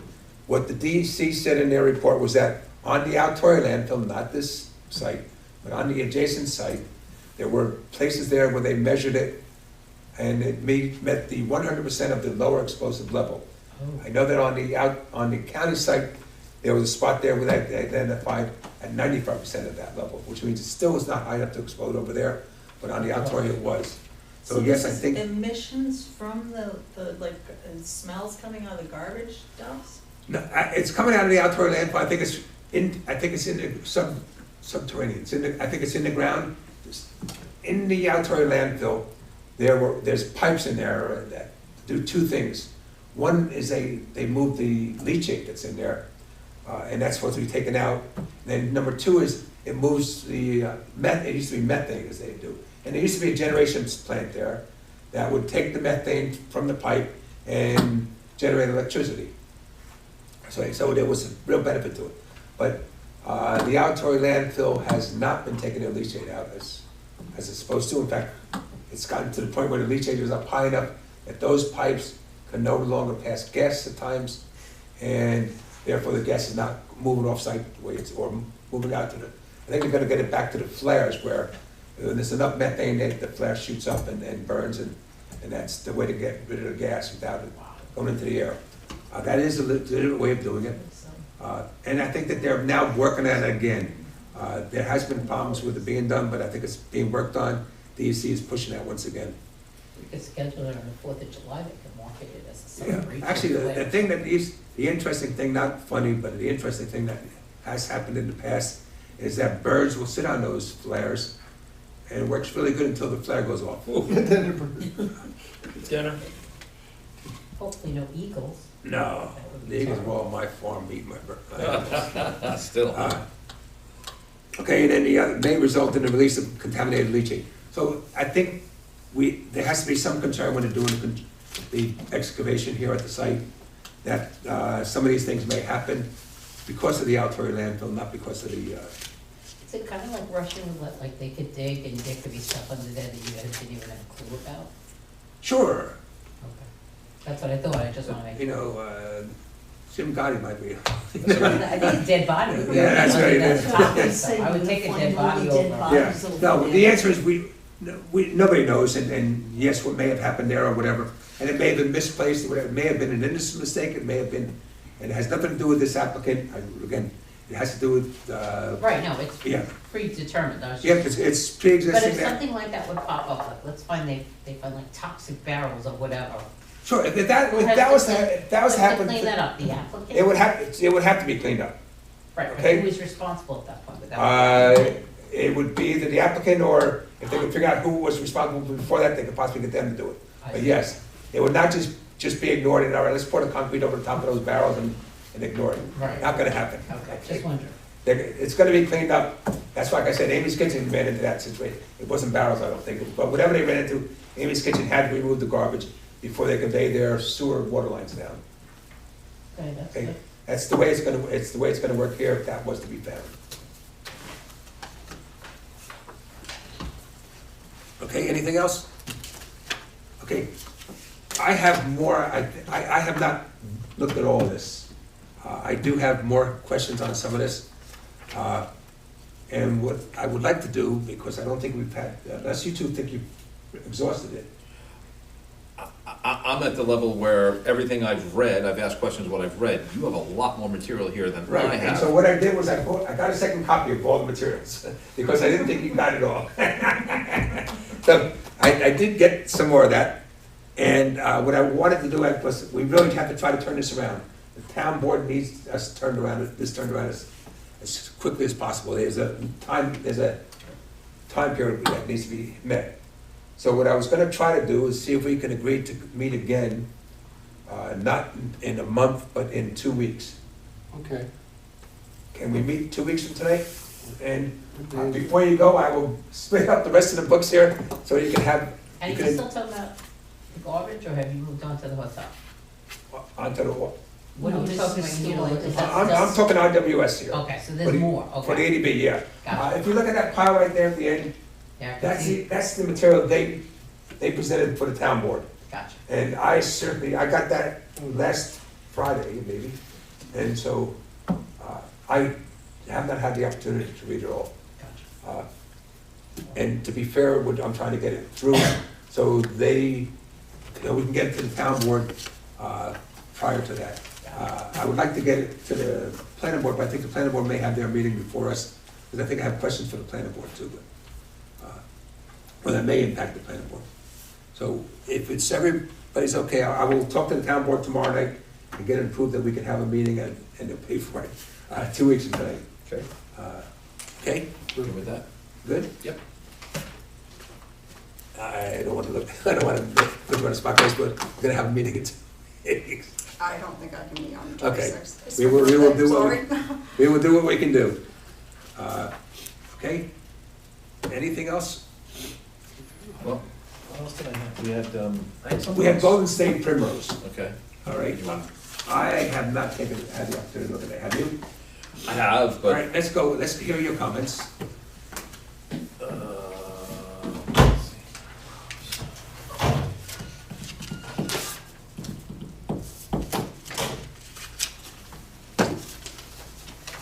So, this is, Golden State Primrose, everybody know what we're talking about? Okay, this is on, go ahead. it's on the corner of, 17M and, Police Drive, 17M and Maple. No, it's not, it's down from there. Well, but it's, so It's if next to you, where Noah's Ark was. But you At the back side of it, it's actually alongside of RDM. It's alongside of one of the RDMs and up to where Lucas Spencieri's. Oh, I didn't know, I was thinking that was the other hotel down by Chicho, okay. I'm nope, looking this now. is on 17M. Gotcha. It's on a hill, it's on top of a hill. Yeah, And- actually, if you knew about it a couple of years ago, it was an octagon, actually a double octagon house. And 2 octagons connected by a hallway. They were like subterranean, right? I don't think so, but. No, they were just all, Yeah, there's a lot of talk in this, and I did read through the entire thing. This site sits atop a hill, and concerned about it being built on this hill, and as it's being built, stormwater runoff, if you turn that hill into just all dirt, this is all washing right down into 17M. And I was wondering if that hill could be built in phases, that is, make changes that you need to, and then get some ground cover down. instead of doing it all in one shot, because that could be absolutely disastrous. To have a hill of dirt in a rainstorm. I know this list. I know Legoland. No, that's, Oh, yeah, there you go. Well, yes, I think the requirement for stormwater is that you restrict it to less than 5 acres, I think it is. At a time? At a I think- time. Okay, With, you can get allowances to go above that, but I think I think what They you're don't- suggesting is that we really try to restrict it to working in phases. yeah, and they don't discuss that in the materials that I have, so. And they should prepare a SWIP at some point, and they may not have gotten to that, but certainly I think we want to encourage that. Okay. The talks in here, they're planning on using a package wastewater treatment plant. Yep. Now, normally, on a sewer and, well and septic, as, you know, we have in our neighborhoods, this is all underground. This package wastewater treatment plant is, picture a shipping container, all right? And inside that shipping container is the wastewater treatment. So the wastewater goes in, it is treated, and then what comes out should be something you can discharge into a stream. Okay. My first question is, do you know if we have one of these in the town? No. I don't think I can remember one. Secondly, so when this goes into my septic field, so long as the septic field's working correctly, I don't smell it. But if you having a party and you got a lot of people using at the time, you can definitely get an odor from it. Now, this is all above ground, so I'm concerned about odor discharge from a wastewater package plant. From what I can find online, odor is absolutely a possibility coming from this. Now, I don't know why they would want that next to a hotel. That's gonna be horrendous for their guests, but it's also very bad for those of us who live within nose shot of that.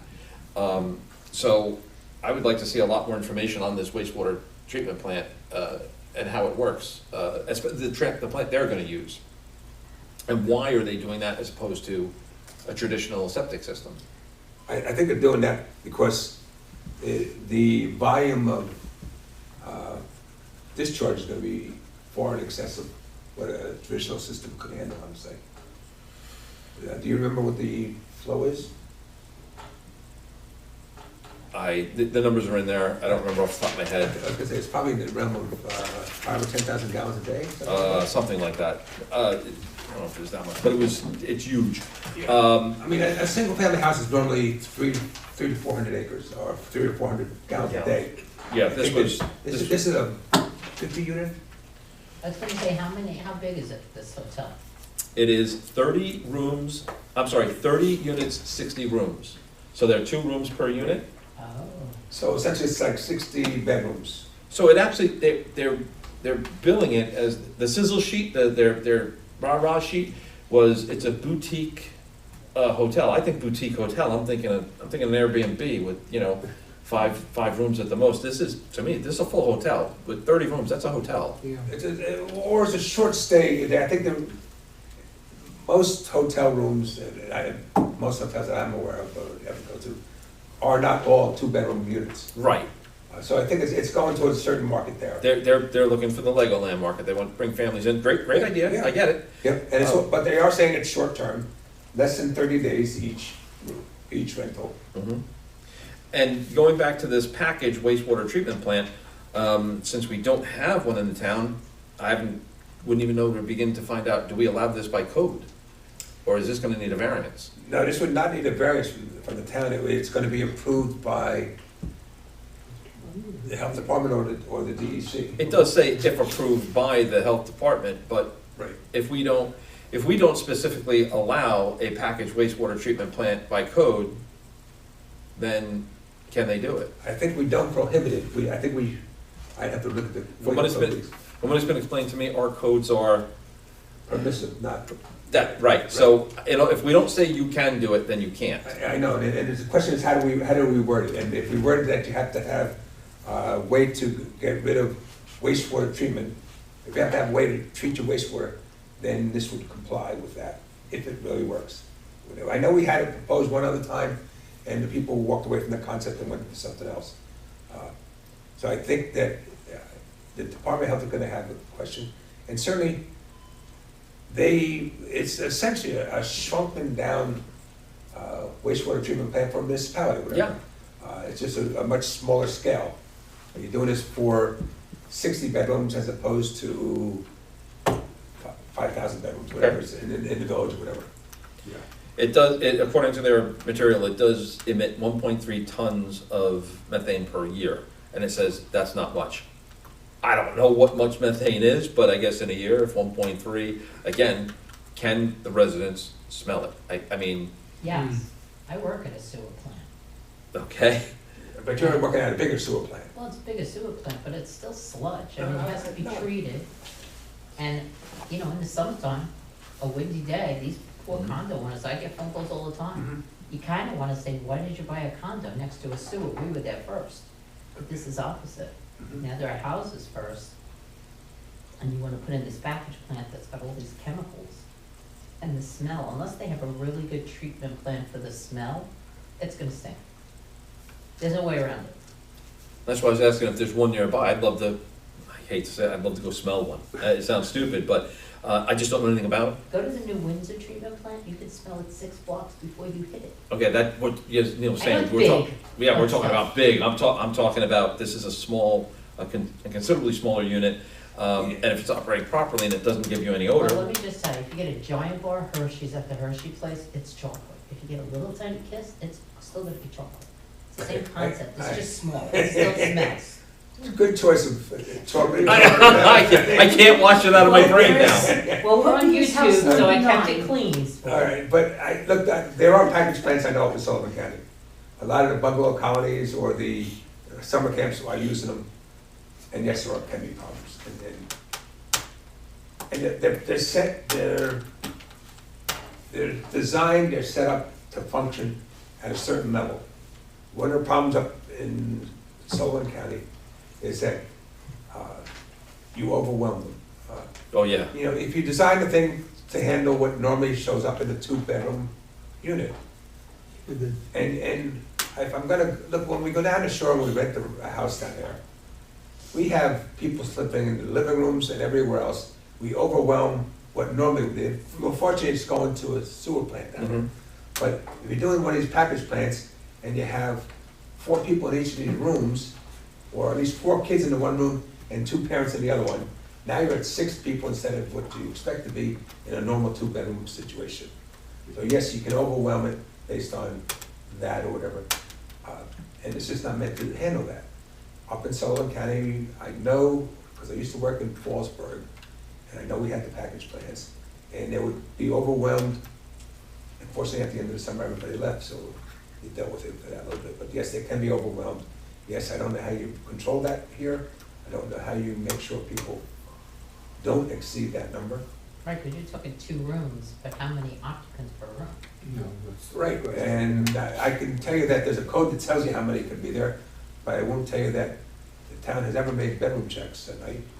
Yeah. I guarantee I never did. But yes, you can overwhelm it. and that goes, I think, to the issue of the actual expected occupancy of these, we're talking about families coming in, getting as many as you can get in a room to save the money. The reason they're staying there is they don't wanna pay to stay at Legoland. So being overwhelmed is a real possibility, I think they have a kitchenette there even. I think these all have kitchenettes. right?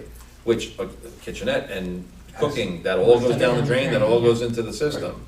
So, just that, not being an engineer and having a layman's understanding of what a package plant is, I would want a lot more, before I can say, hey, listen, this is environmentally friendly, I'm gonna need some more information.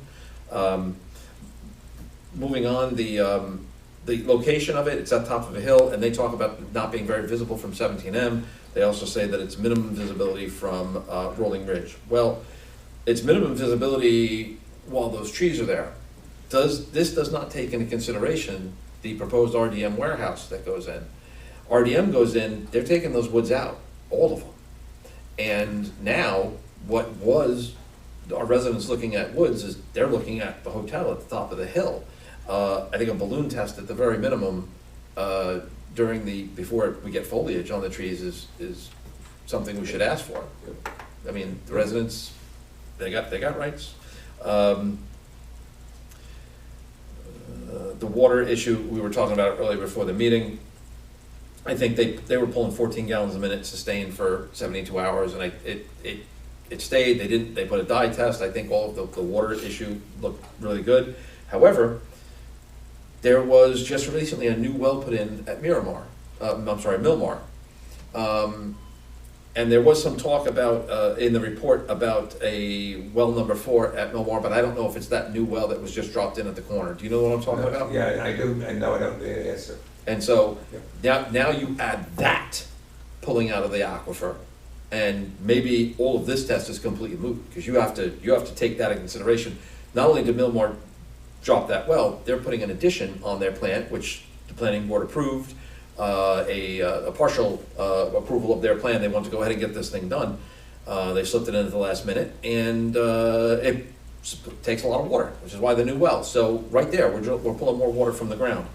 And you've made point before, Neil, at some of the meetings, that what was approved 2 years ago, we need to look at it again 2 years later, because so much has happened between now and then. And I think that this is exactly what you've been talking about, and it could really be a problem. Traffic studies, which they say they're going to do, once again, we've taken into consideration, not 1, not 2, but 3 RDM warehouses up the street, plus Royal Wines, which hasn't even begun sending trucks down the road yet. They're gonna run 24/7 nationwide.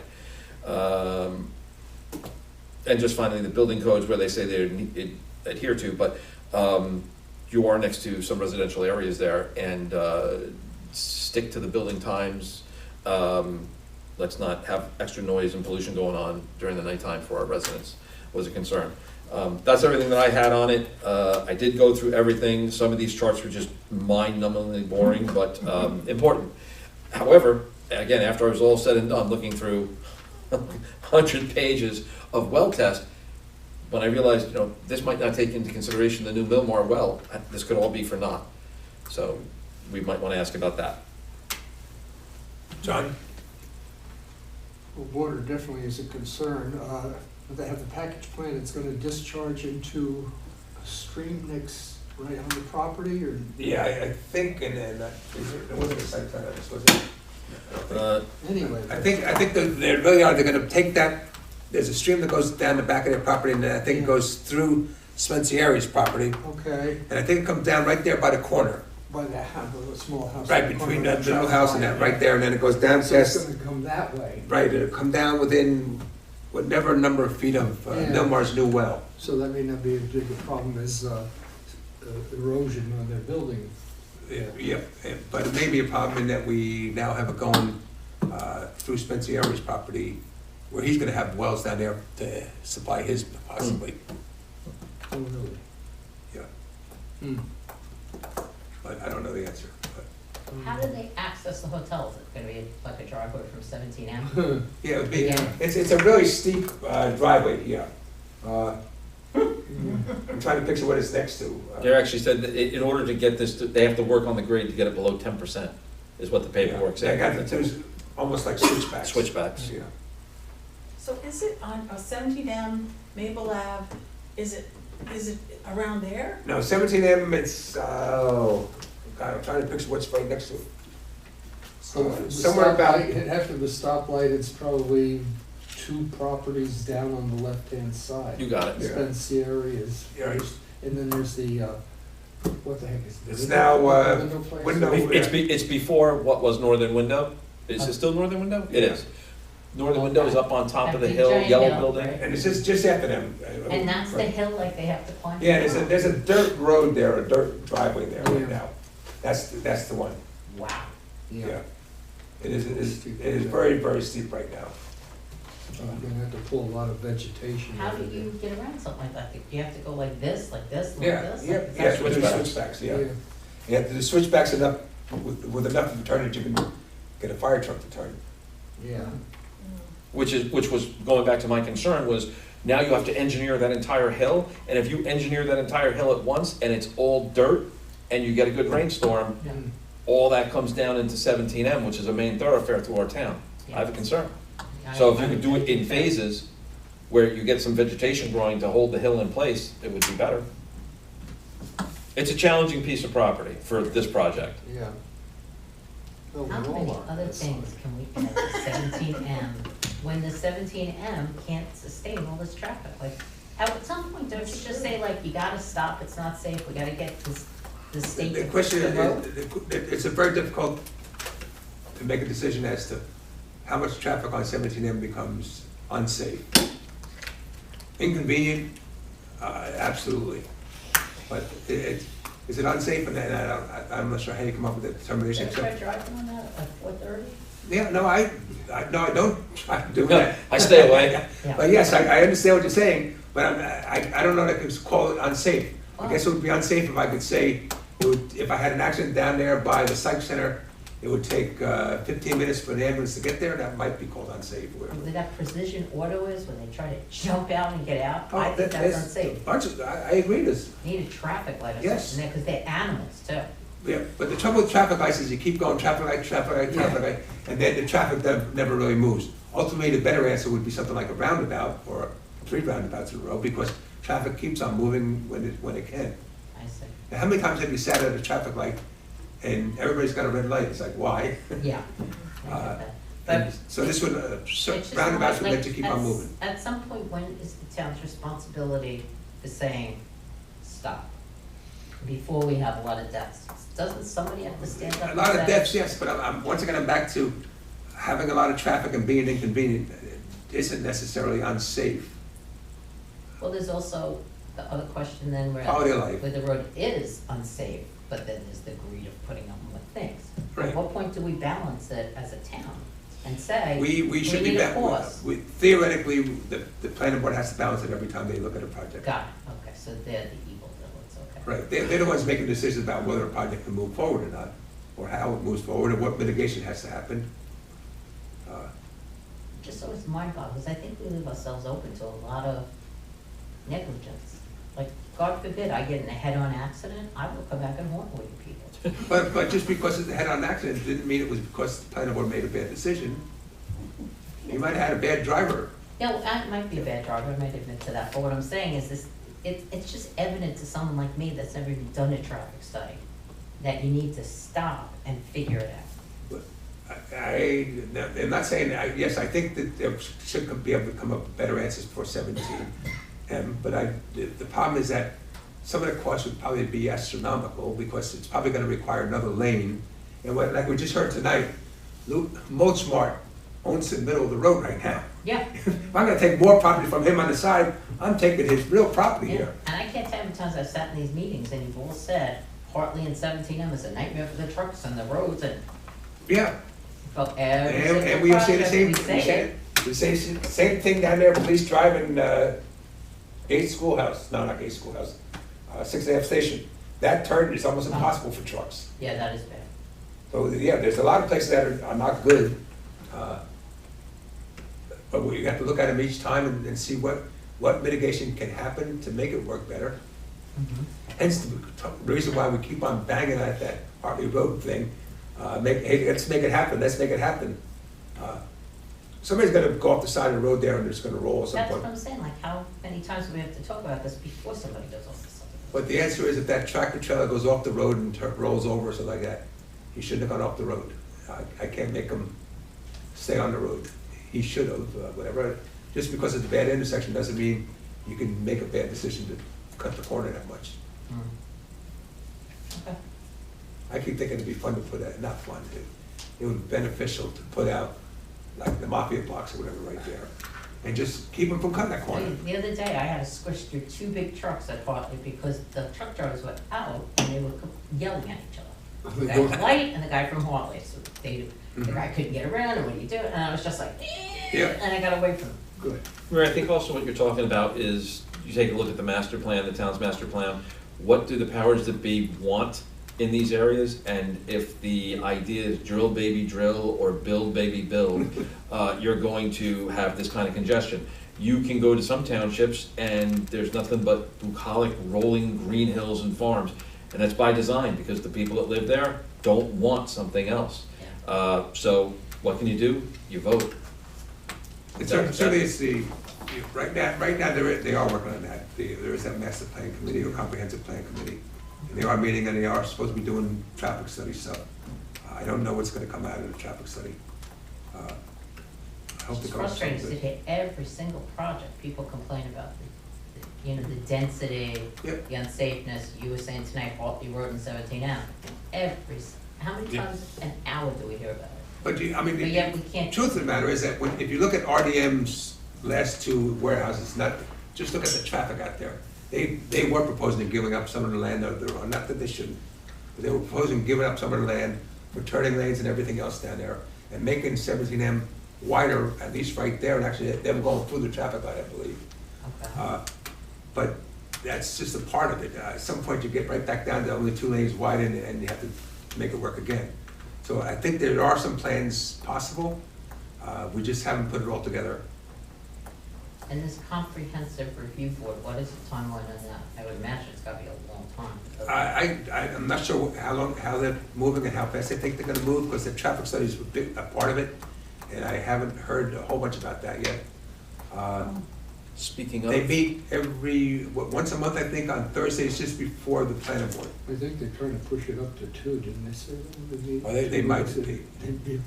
They certainly Maybe can. something like that, I don't know about this. Is that like a year? Is it 5 years? Like how long does this kind of I'm not sure take? how long they expect it to take right now. I know that the last time we did it back in 2002, 2003, 2004, I think it took us 3 years. Okay. We did a lot of work on it. I know that stuff like that's gone to the Supreme Court, the US Supreme Court, as to consider it taking. And you, as long as you're really working on something, you can take an extended period of time, as long as you keep studying something. I mean, we did, back then, we looked at water, we looked at traffic, we looked at parklands, we looked at a whole bunch of stuff to Yeah, make I think if decisions. you're doing it right, it would take a long time. I just had no idea. Sure, but 6 in this months case, or though, 5 years. yeah, in this case, some of it may be just an update of some of the stuff. We can certainly do an update of what the parkland needs might be relatively quickly. Some of the traffic studies are gonna be not so easy. Some of the water studies maybe not so easy, but certainly some of the stuff could be relatively easily updated. Neil, on that, Councilman Cantorino, he's leading the Right. the committee. He had spoken at a meeting about getting somebody from the ERB to chime in on, what was it, Green Yes. Initiative? Yes, on sustainability. Sustainability. And I have not gotten anything from him on that. I will have to check with him tomorrow night. Okay. But yeah, he wanted the ERB to look at sustainability. Sustainability would be solar panels, windmills, are we talking about green energy? I'm not sure I think he wanted sustainability in general. Can we sustain what we're doing, whatever? I don't know exactly what he expected us to study. Okay. He said that Phil Dropkin had gotten stuff, but I haven't seen anything. Okay. Okay. We did have, I had some stuff in the box about 18 Milburn, Solar Liberty. Were we looking at that tonight or another time? We can do that. I don't care, I'm just, I mean, no, I say, I haven't, that one I have looked at. I have not looked at the Golden State, I just haven't had the opportunity. You want to, go ahead, you want to do? I just had some notes, I just wanted to. We kind of beat them up at the planning board level the other day. Yeah. Let's go with this, go ahead. In here, they talked, they're all gonna be pile-driven posts to Yeah. put the Yep. solar panels on. I had a question as to how long that construction will last. I'd imagine that's gonna be noisy for the neighbors. And it's one thing to tell the neighbors, sorry, you gotta put up with it for a month, but, 3 months might be a bit much. So I couldn't find any answer as to what the construction timeline was on this. And Yeah. we'd certainly want an answer to that. And the other, just to tell them, don't drag it out. Once you start driving, pile driving, get it done. I Don't- think, a little bit I've heard, that once they get the approvals and they start working, they're gonna put that thing in relatively months, not years, it's gonna be, Right. the bigger question is you wanna make sure those piles come out of the ground, when they take everything, disassemble it, or decommission it, all that stuff in the ground comes out. I mean, if you're ever gonna hope to use any of the ground, but. Which is the idea behind it, right? Yeah, That it's a, that's it. But, That's something, go ahead. No, it's certainly a concern. I'm considering the neighbors, that there are neighborhoods nearby, Exactly, yeah. and let's not inconvenience them more than has to be. Yeah. I also had a concern about silting a well. From my neighborhood, where I live, the house next to me, when Avi built that house up there, he jackhammered that ground for months. and silted my well in, and it cost me $8,000 to get a well re-drilled. Oh my God. Oh, yeah, believe me, hey, Av, you wanna pay for my well? Well, I didn't, forget it, I didn't wanna talk to him, just had to do what I had to do. And I could never prove it. I can't prove that he silted the well in, but when you jackhammer the ground that long, my concern is, and I don't know enough about this, and I know this is not the same, but if you're, those micro vibrations on the ground, I'm concerned about the wells of these neighbors. Has it ever been proposed that the company puts up a bond to say, we got a 1 year look back, if anybody's well silts in, you gotta replace their well? We never considered it. I think I'd we like to can. consider it. I think we should start. Having lived through it, I would hate to see somebody else live through Yeah. it. And if I knew now what I know then, I would hire a lawyer and stop that right away. I just didn't know enough, Yeah. but I learned the hard way. This I is can the tell first, you right now that that side of it, I'm not sure about Milburn, but I know on Skolza, on that side of the street, they were over an aquifer or a fault. They had unlimited water. I lived across the street and my well would run dry. Wow. Mhm. Look if I So, didn't miss. going down Milburn, I'm not sure. I know that the Orents had the horse farm down there for years. Yeah. And, there's only 3 or 4 houses going down on the one side. Across from it, on the other side, there's 1 or 2 houses. I know the one all the way at the end, they were remodeling before I moved. Yeah, that was the farmhouse there, right, probably at the very end. I know the woman's name was Mary, a Jewish family or whatever had taken the property and, were rebuilding it. Because we used to go down Milburn for our walks at night. and the last ones that have done this at all would screw them in the ground. They would just use a big auger and just screw them right in the ground, and I don't know why they can't do that here. And doing that doesn't give you micro vibration, so It may be a consideration for alternative. I mean, to put that to the board to say, If you look at it that way. Okay. I'd like to see this company put a bond up to have at least a 1 year look back, because, look, mine didn't silt in right away, it took a year, but eventually, that's exactly what happened, and Turnbull did it, and I told him the story, and he said, look, you'll never prove it, but that's exactly what happened. So, there's a professional telling you just how it is. Any idea how they keep the sites maintained once they build, because it's a field, it's got grass in it, how do they keep the grass down? They mow it, They or do? or they plant a grass that's not gonna be tall. You ever heard of using sheep? We've talked about that many times. Yes, I have sheep. I know about sheep.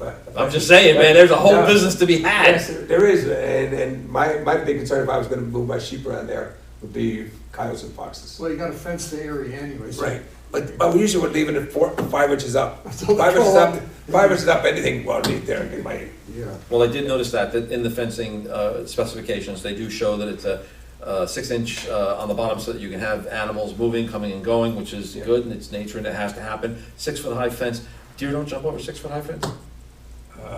for the most part, no. I'm not a hunter, so I'm not really sure, but 6 foot seem pretty high, I don't think We have had deer get inside the fences sometimes. they can. Yeah. I'm not sure how they got there, but they have. I would imagine they would do a lot of damage Yeah. if they freaking out in there and hitting those panels. The visual analysis, they talked about glare. That yellow glare can be absolutely debilitating. I have a house across the street from me, and during January, February, I cannot be in my office from 2 in the afternoon until about sunset, because that glare I have to close the shades. Okay, so it's not that big a deal, and I can, but whereas they talk about this entire presentation, it talks about glare, and they've reduced as much as they can. I would like to protect the neighbors to say that I want a 1 year, because you need 12 months, because the sun changes declination and movement and such, to be able to, if a resident has a glare issue, and it's as simple as, you know what, you gotta turn 2 or 3 of those panels during this time of the day, and you can do that electronically, then, yeah, I'm not looking to put a neighbor out, so I don't know that this has been done before, but they talked a lot about the glare, and I know about it personally. It could make the house unlivable if it's wrong. So to put a clause in there to say that the residents, surrounding residents, have a year to notify the company that I have a problem at this time of day. They can come out, they can inspect it and work out a problem, and work out a solution rather to the problem. Not just build it and leave and, you know, leave it to the residents, they're out of luck. And finally, I would really like to see all solar projects should contribute to an emergency response fund. Fire department, police department, EMS. Anybody here know about what's inside these solar farms?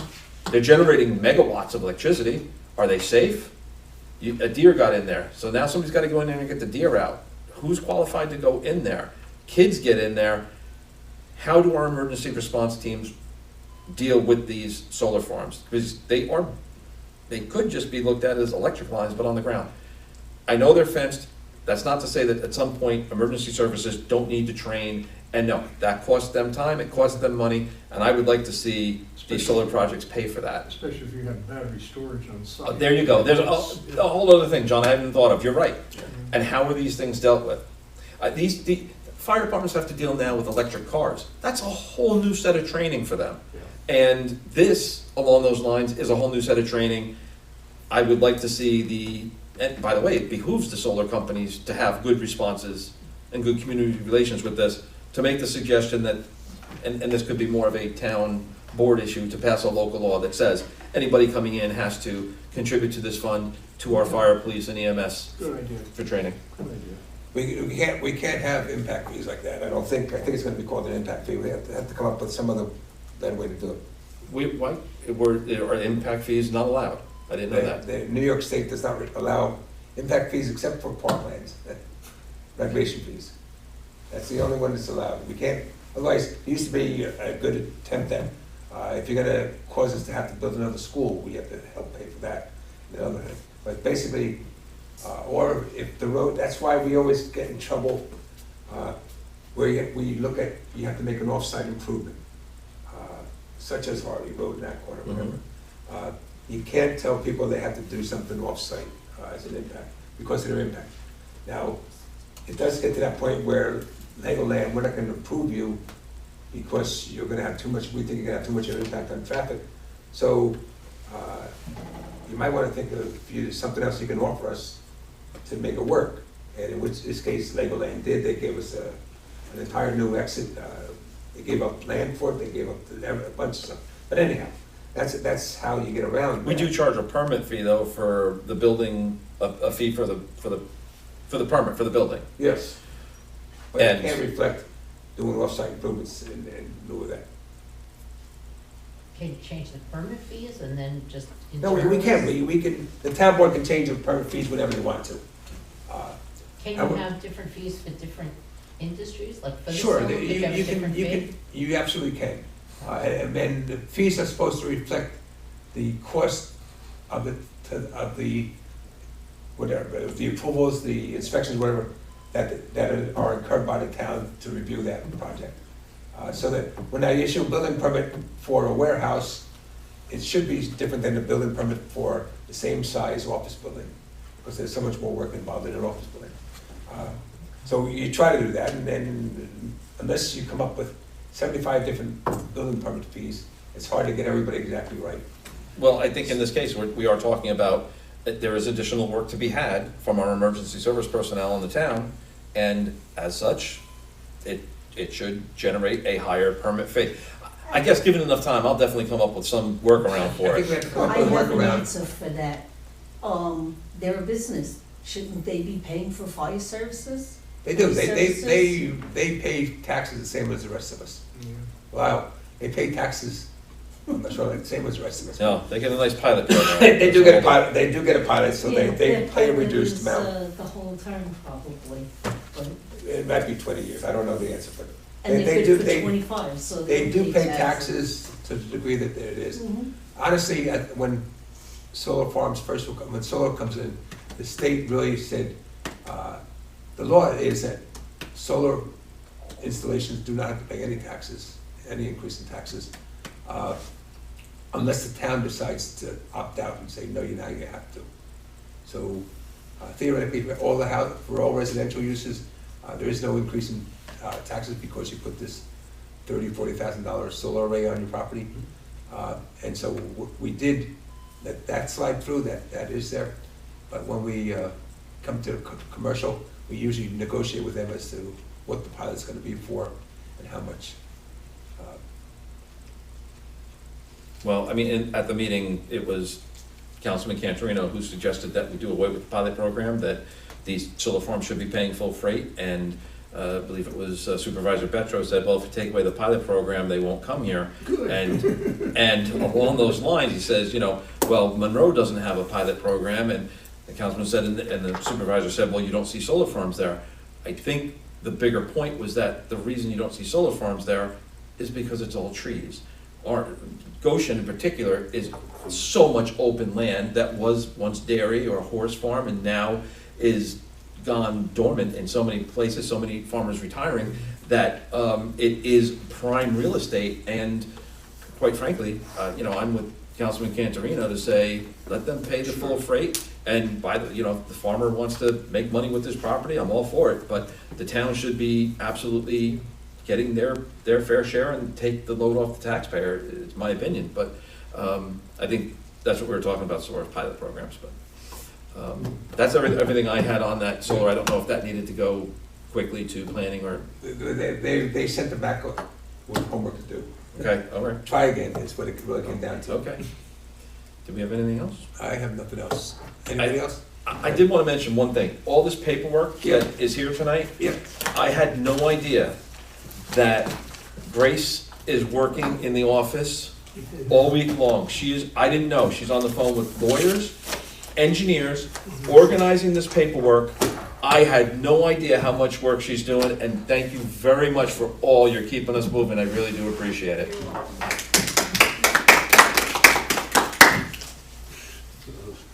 Now, it would be nice if the rest of they did their work and did the paperwork. Okay. How long is enough time to wait when you foil something? I think they have to give you a response as to how long you have to wait for it within 10 days. They said that it could take up to 20, and now they said they need at least another 10 days. Well, I think And they have. Mary told me at the last meeting that they can't find anything. Well, that may be. I'm Yeah, not this sure isn't the board to take that No, number I away know from, that. but I'm not I sure know what that, you're looking for, whatever, but they have to give you a response within 10 days, telling you how long it's gonna take them to do it. They don't have to give it to you within 10 days, but they have to tell you how long it's gonna take. And then they should be able to, then it's from there. I'm How not sure long what is you, enough time to wait, though? I mean, I I'm don't know. not familiar that's with it. up to the individual. yeah. I know, and I'm not sure what you're looking for, so some of the stuff I know is stored off-site, some of the stuff is here, some of the stuff's on microfiche, I don't know what you're looking for. Some of the stuff is hiding. Some of the stuff is in a drawer. It might be, right? Are we good?